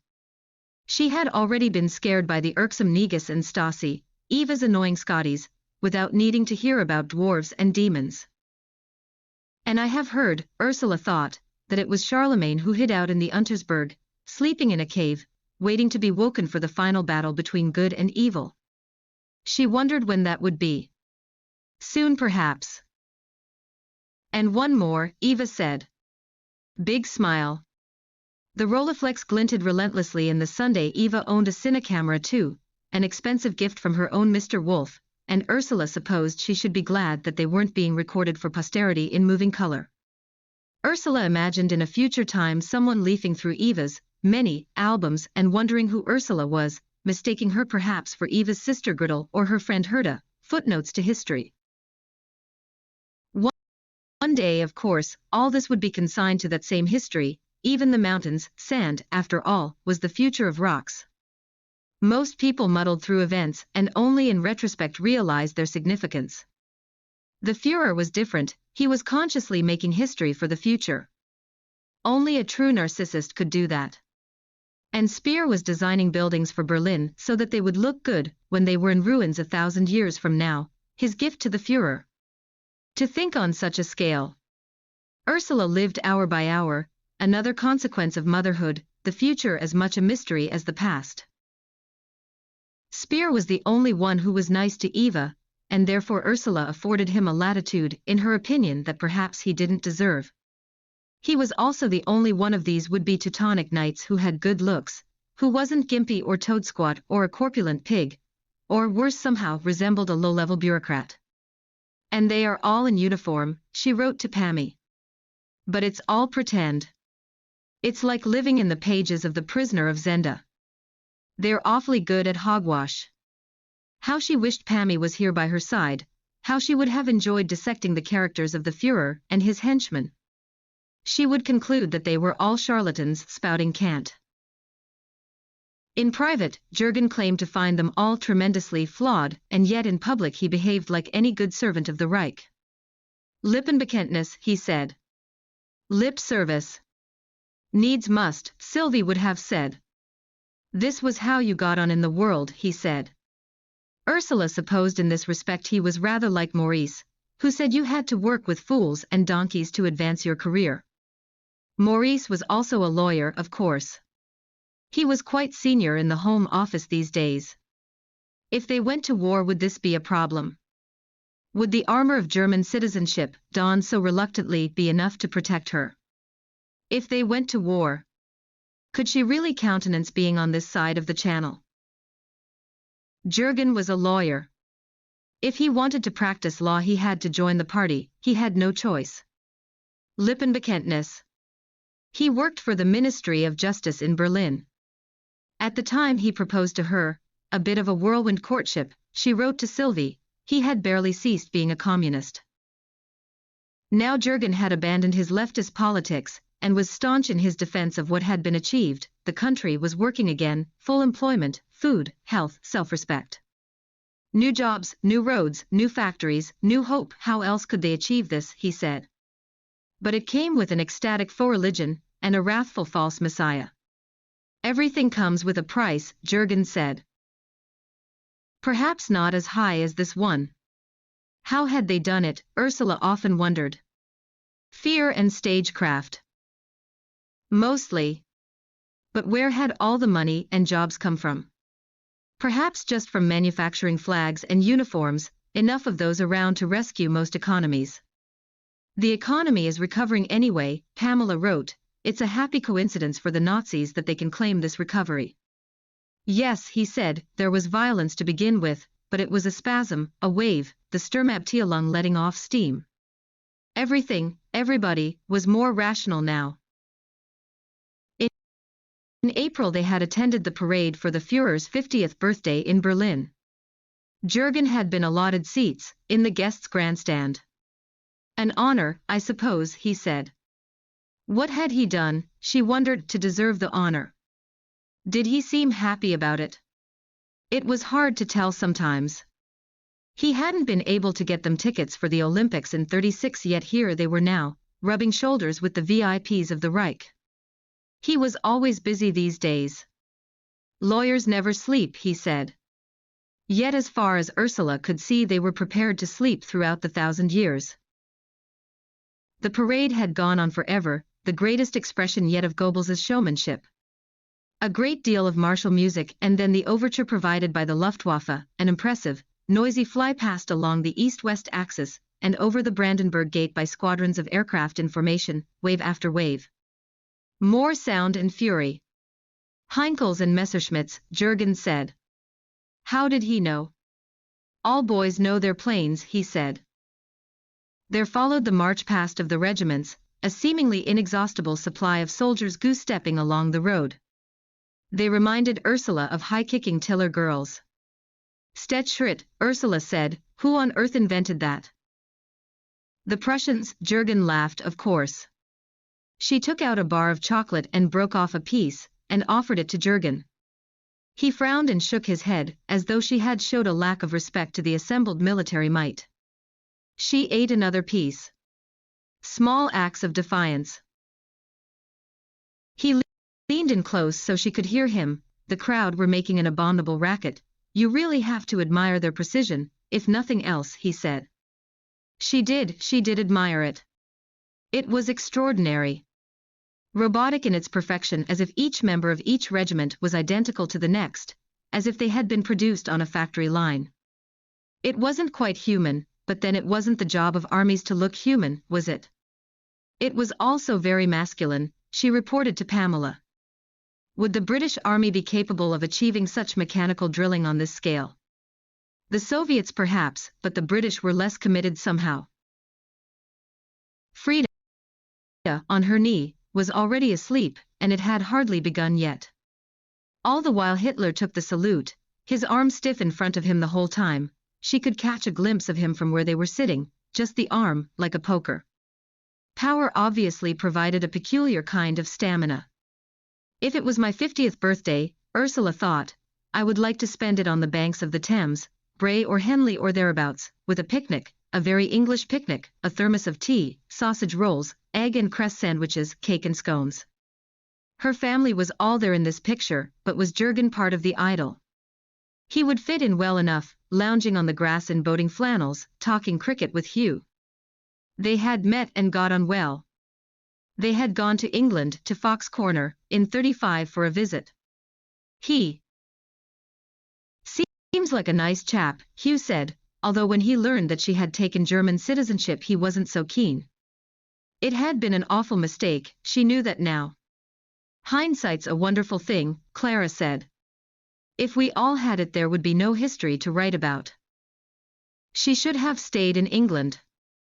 She should have stayed at Fox Corner, with the meadow and the copse and the stream that ran through the bluebell wood.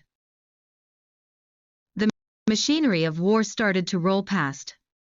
Here come the tanks, Jürgen said in English, as the first of the Panzer appeared, carried on the back of lorries. His English was good, he had spent a year at Oxford, hence his knowledge of cricket. Then came the Panzer under their own steam, motorbikes with sidecars, armored cars, the cavalry trotting smartly along, a particular crowd pleaser. Ursula woke Frida up for the horses, and then the artillery, from light field guns to massive anti-aircraft guns and huge cannons. K3S, Jürgen said appreciatively, as if that would mean something to her. The parade showed a love of order and geometry that was incomprehensible to Ursula. In this it was no different from all the other parades and rallies, all that theater, but this one seemed so bellicose. So much weaponry was staggering, the country was armed to the teeth. Ursula had no idea. No wonder there were jobs for everyone. If you want to rescue the economy you need a war, Maurice says, Pamela wrote. And what did you need weaponry for if not war? Refitting the military has helped to rescue our psyche, Jürgen said, given us back our pride in our country.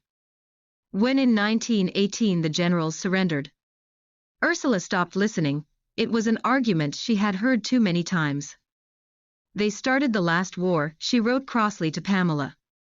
And honestly, you would think they were the only ones who struggled afterwards, and that no other people were poor or hungry or bereaved.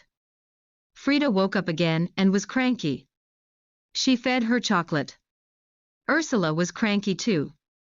Between them they finished the bar. The finale was actually rather moving. The massed colors of the regiments formed a long file several ranks deep in front of Hitler's podium, a formation so precise its edges might have been cut with a razor, and then they dipped their colors to the ground in honor of him. The crowd went wild. "What did you think?" Jürgen asked as they shuffled out of the grandstand. He carried Frida on his shoulders. "Magnificent," Ursula said. It was magnificent. She could feel the beginnings of a headache worming its way into her temple. Frida's illness had begun one morning several weeks ago with a raised temperature. "I feel sick," Frida said. When Ursula felt her forehead it was clammy and she said, "You don't have to go to kindergarten, you can stay home with me today." "A summer cold," Jürgen said, when he came home. "She was always a chesty child, takes after my mother," Sylvie said gloomily, and they were accustomed to sniffling colds and sore throats, but the cold got worse very quickly and Frida turned feverish and listless. Her skin felt as though it were ready to catch fire. "Keep her cool," the doctor said, and Ursula laid cold wet cloths on her forehead and read her stories, but Frida, try as she did, could summon no interest in them. Then she grew delirious and the doctor listened to her rattling lungs and said, "Bronchitis, you have to wait for it to pass." Late that night Frida grew suddenly, horribly worse, and they wrapped the almost inanimate little body in a blanket and rushed in a taxi to the nearest hospital, a Catholic one. Pneumonia was diagnosed. "She's a very sick little girl," the doctor said, as if somehow they were to blame.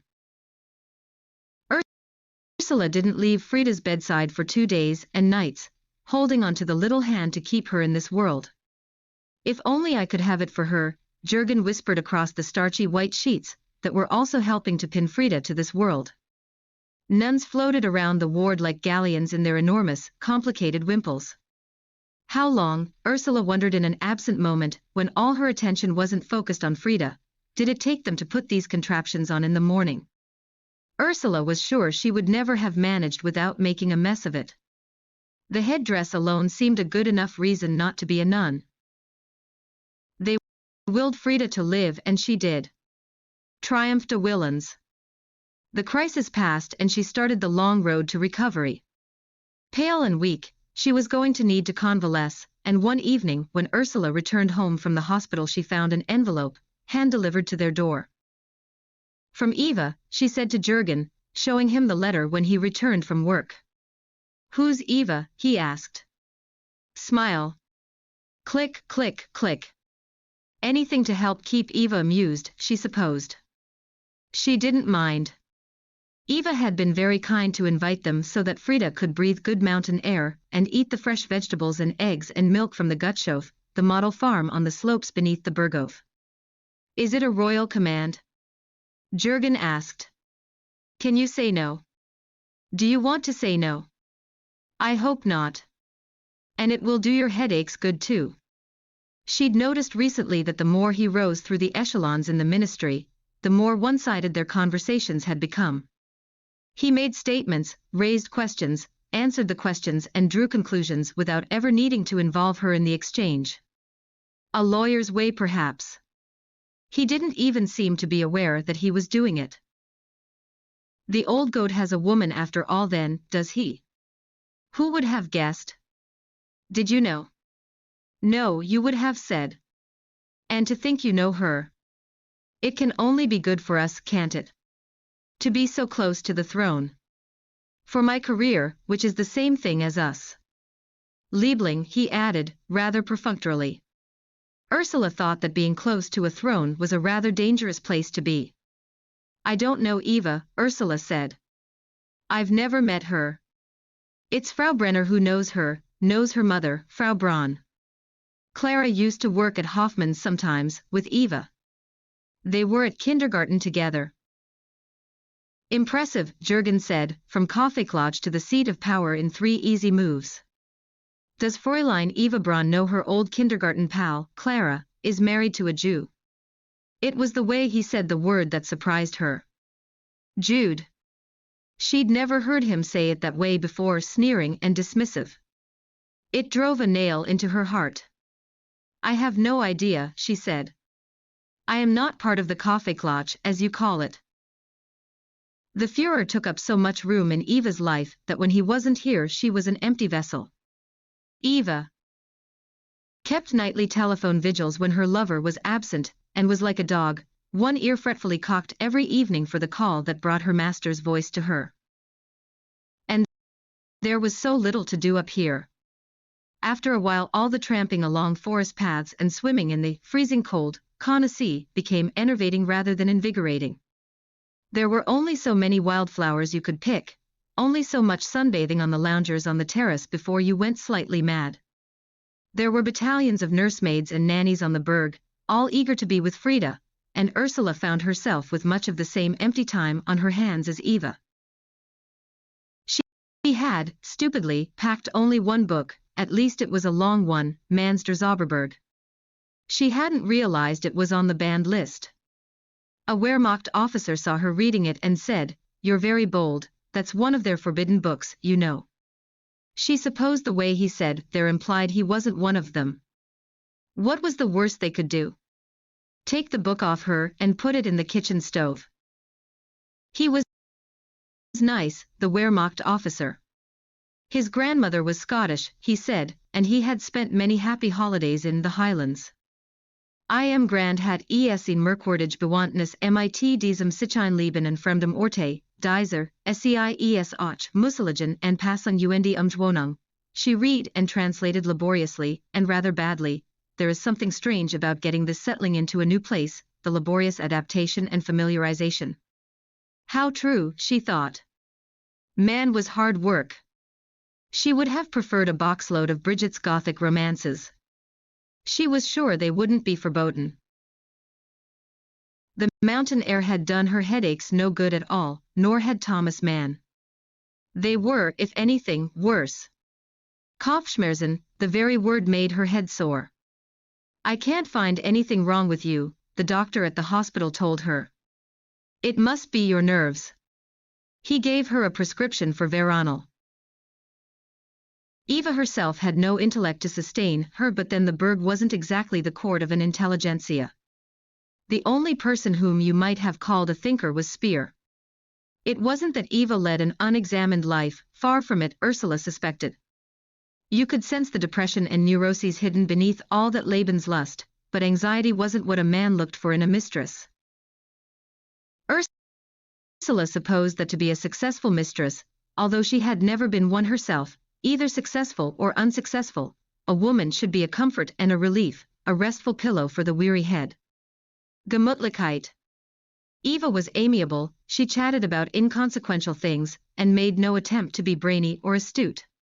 Powerful men needed their women to be unchallenging, the home should not be an arena for intellectual debate. My own husband told me this, so it must be true, she wrote to Pamela.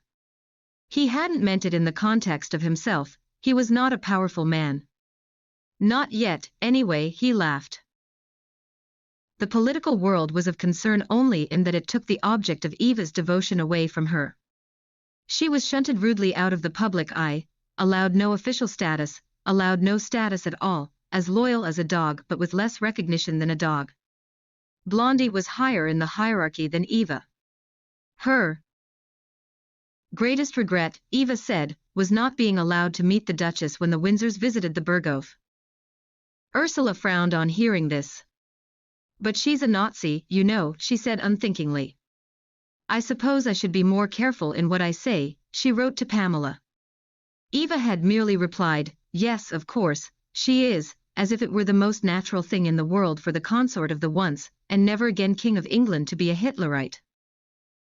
The Führer must be seen to tread a noble, solitary path of chastity. He couldn't marry because he was wedded to Germany.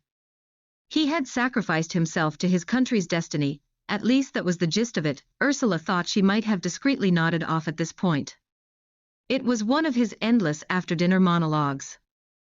Like our own Virgin Queen, she thought, but didn't say so, as she expected the Führer would not like to be compared to a woman, even an English aristocratic one with the heart and stomach of a king. At school, Ursula had had a history teacher who had been particularly fond of quoting Elizabeth I. Do not tell secrets to those whose faith and silence you have not already tested. Eva would have been happier back in Munich, in the little bourgeois house that the Führer had bought for her, where she could lead a normal social life. Here in her gilded cage, she had to amuse herself, flicking through magazines, discussing the latest hairstyles and love lives of film stars, as if Ursula knew anything on the subject, and parading one outfit after another like a quick-change artist. Ursula had been in her bedroom several times, a pretty, feminine boudoir quite different from the heavy-handed decor of the rest of the Berghof, spoilt only by the portrait of the Führer that was given pride of place on the wall. Her hero. The Führer had not hung a reciprocal portrait of his mistress in his rooms. Instead of Eva's face smiling at him from the wall, he was challenged by the stern features of his own beloved hero, Frederick the Great.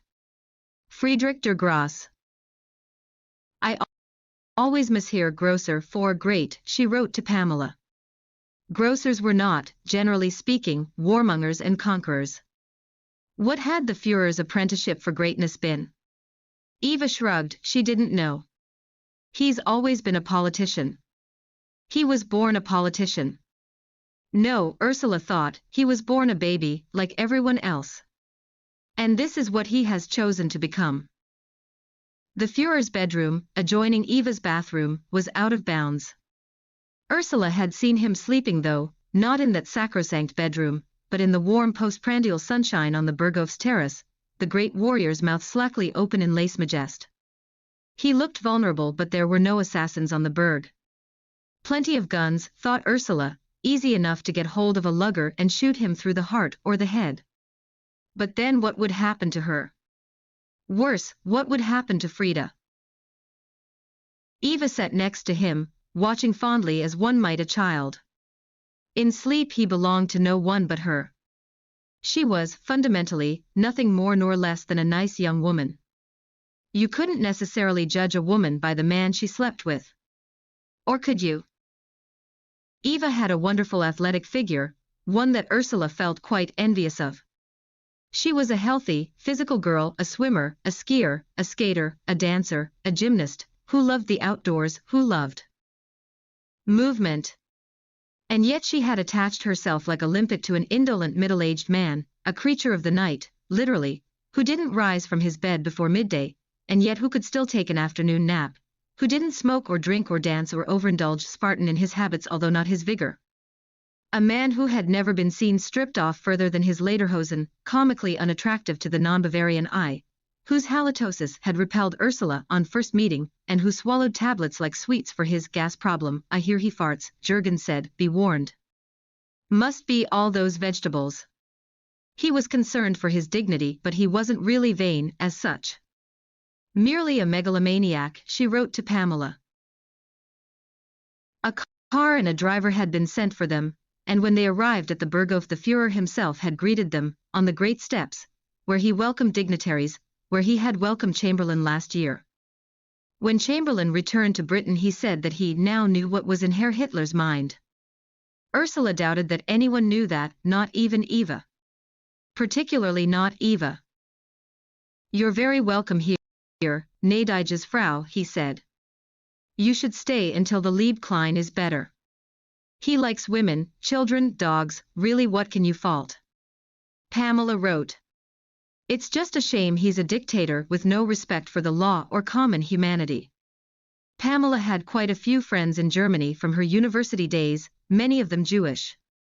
She had a full house, well, three of a kind, of boisterous boys. Quiet little Frida would be quite overwhelmed in Finchley, and now wrote that she was pregnant again, fingers crossed for a girl. Ursula missed Pammy. Pamela would not fare well under this regime. Her sense of moral outrage would be too great for her to remain silent. She wouldn't be able to bite her tongue like Ursula did, a scold's bridle. They also serve who only stand and wait. Did that apply to one's ethics? Is this my defense? Ursula wondered. It might be better to misquote Edmund Burke rather than Milton. All that is necessary for the forces of evil to win in the world is for enough good women to do nothing. The day after they arrived there had been a children's tea party for someone's birthday, a little Goebbels or Bormann, Ursula wasn't sure, there were so many of them, and they were so similar. She was reminded of the ranks of the military at the Führer's birthday parade. Scrubbed and polished, each one had a special word from Uncle Wolf before they were allowed to indulge in the cake that was set out on a long table. Poor sweet-toothed Frida, who undoubtedly took after her mother in this respect, was too heavy-lidded with fatigue to eat any.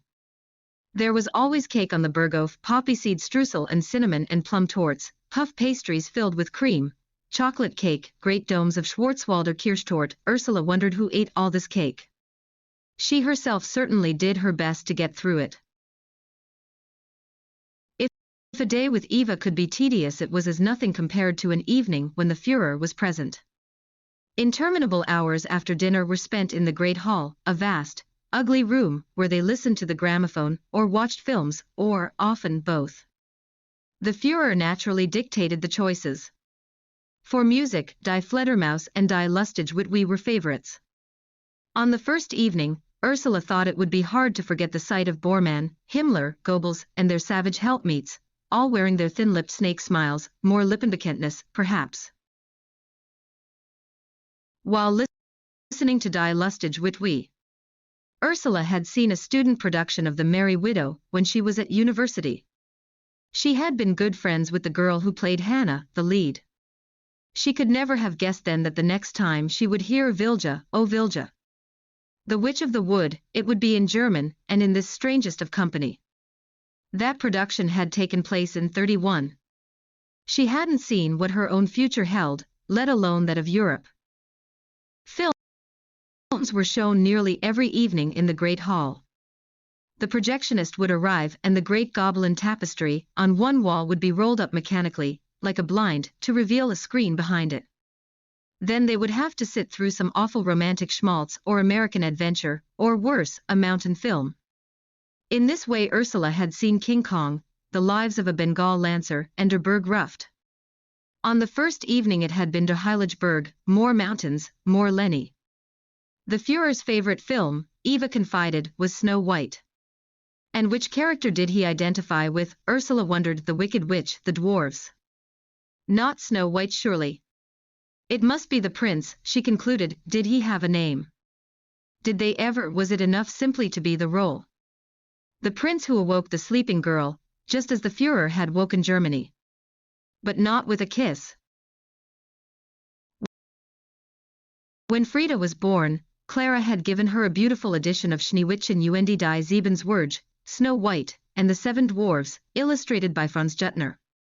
Clara's professor had long since been barred from teaching at the art school. They had planned to leave in 35, and then again in 36.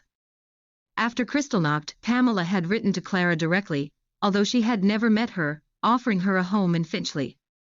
But that inertia, that damn tendency everyone seemed to have to wait, and then her professor had been part of a roundup and had been transported east, to work in a factory, the authorities said. His beautiful sculptor's hands, Clara said sadly. They're not really factories, you know, Pamela wrote. Ursula remembered being an avid reader of fairy tales as a child. She had put great faith not so much in the happy ending as in the restoration of justice to the world. She suspected she had been duped by Die Brüder Grimm. Spieglein, and der Wan/Wer ist dies ganz Saint I am Ganzen Land. Not this lot, that was for sure, Ursula thought, looking around the great hall during her first wearisome evening on the Berg. The Führer was a man who preferred operetta to opera, cartoons to highbrow culture. Watching him holding Eva's hand while humming along to Lehar, Ursula was struck by how ordinary, even silly, he was, more Mickey Mouse than Siegfried. Sylvie would have made short work of him. Izzy would have eaten him up and spat him out. Mrs. Glover, what would Mrs. Glover have done, Ursula wondered. This was her new favorite game, deciding how the people she knew would have dealt with the Nazi oligarchs. Mrs. Glover, she concluded, would probably have beaten them all soundly with her meat hammer. What would Bridget do? Ignore him completely probably. When the film was finished the Führer settled down to expound, for hours, on his pet subjects, German art and architecture. He perceived himself to be an architect monk, Blut und Boden, the land, always the land, his solitary, noble path, the wolf again. He was the savior of Germany, and poor Germany, his Schneewittchen, would be saved by him whether she wanted it or not. He droned on. About healthy German art and music, about Wagner, Die Meistersinger, his favorite line from the libretto, walked auf, es nahet gen den Tag, awake, the morning is here. It would be if he went on much longer, she thought. Back to destiny, how it was intertwined with the destiny of the folk. Heimat, Boden, victory or downfall, what victory, Ursula wondered. Against whom? Then something about Frederick the Great that she didn't catch, something about Roman architecture, then the fatherland. For the Russians it was the motherland. Was there something to be made of that, Ursula wondered. What was it for the English? Just England, she supposed. Blake's Jerusalem at a pinch. Then back to destiny and the Tausendjähriges. On and on, so that the headache that had begun before dinner, as a dull ache, was a crown of thorns by now. She imagined Hugh saying, "Oh, do shut up, Herr Hitler," and suddenly felt so homesick she thought she was going to cry. She wanted to go home. She wanted to go to Fox Corner. As with kings and their courtiers, they could not leave until dismissed, until the monarch himself decided to ascend to the bedchamber. At one point Ursula caught Eva yawning theatrically at him as if to say, "That's enough now, Wolfie." Her imagination was becoming rather lurid, she knew, forgivable given the circumstances. And then at last, finally, thank God, he made a move and the exhausted company wrestled to its feet. Women in particular seemed to love the Führer. They wrote him letters in the thousands, baked him cakes, embroidered swastikas onto cushions and pillows for him, and like Hilda and Hans' BDM troupe, lined the steep road up to the Obersalzberg to catch a delirious glimpse of him in the big black Mercedes. Many women shouted to him that they wanted to have his baby. But what do they see in him? Sylvie puzzled. Ursula had taken her to a parade, one of the interminable flag-waving, banner-toting ones in Berlin, because she wanted to find out for myself what all the fuss is about. How very British of Sylvie to reduce the Third Reich to a fuss. The street was a forest of red, black and white. Their colors are very harsh, Sylvie said, as though she were considering asking the National Socialists to decorate her living room. At the Führer's approach the crowd's excitement had grown to a rabid frenzy of Sieg Heil and Heil Hitler. Am I the only one to be unmoved? Sylvie said. What is it, do you suppose, mass hysteria of some kind? I know, Ursula said, it's like the Emperor's new clothes. We're the only ones who can see the naked man. He's a clown, Sylvie said dismissively. Shush, Ursula said. The English word was the same as the German, and she didn't want to attract the hostility of the people around them. You should put your arm up, she said. Me, the outraged flower of British womanhood replied. Yes, you. Reluctantly, Sylvie raised her arm. Ursula thought that until the day she died she would remember the sight of her mother giving the Nazi salute.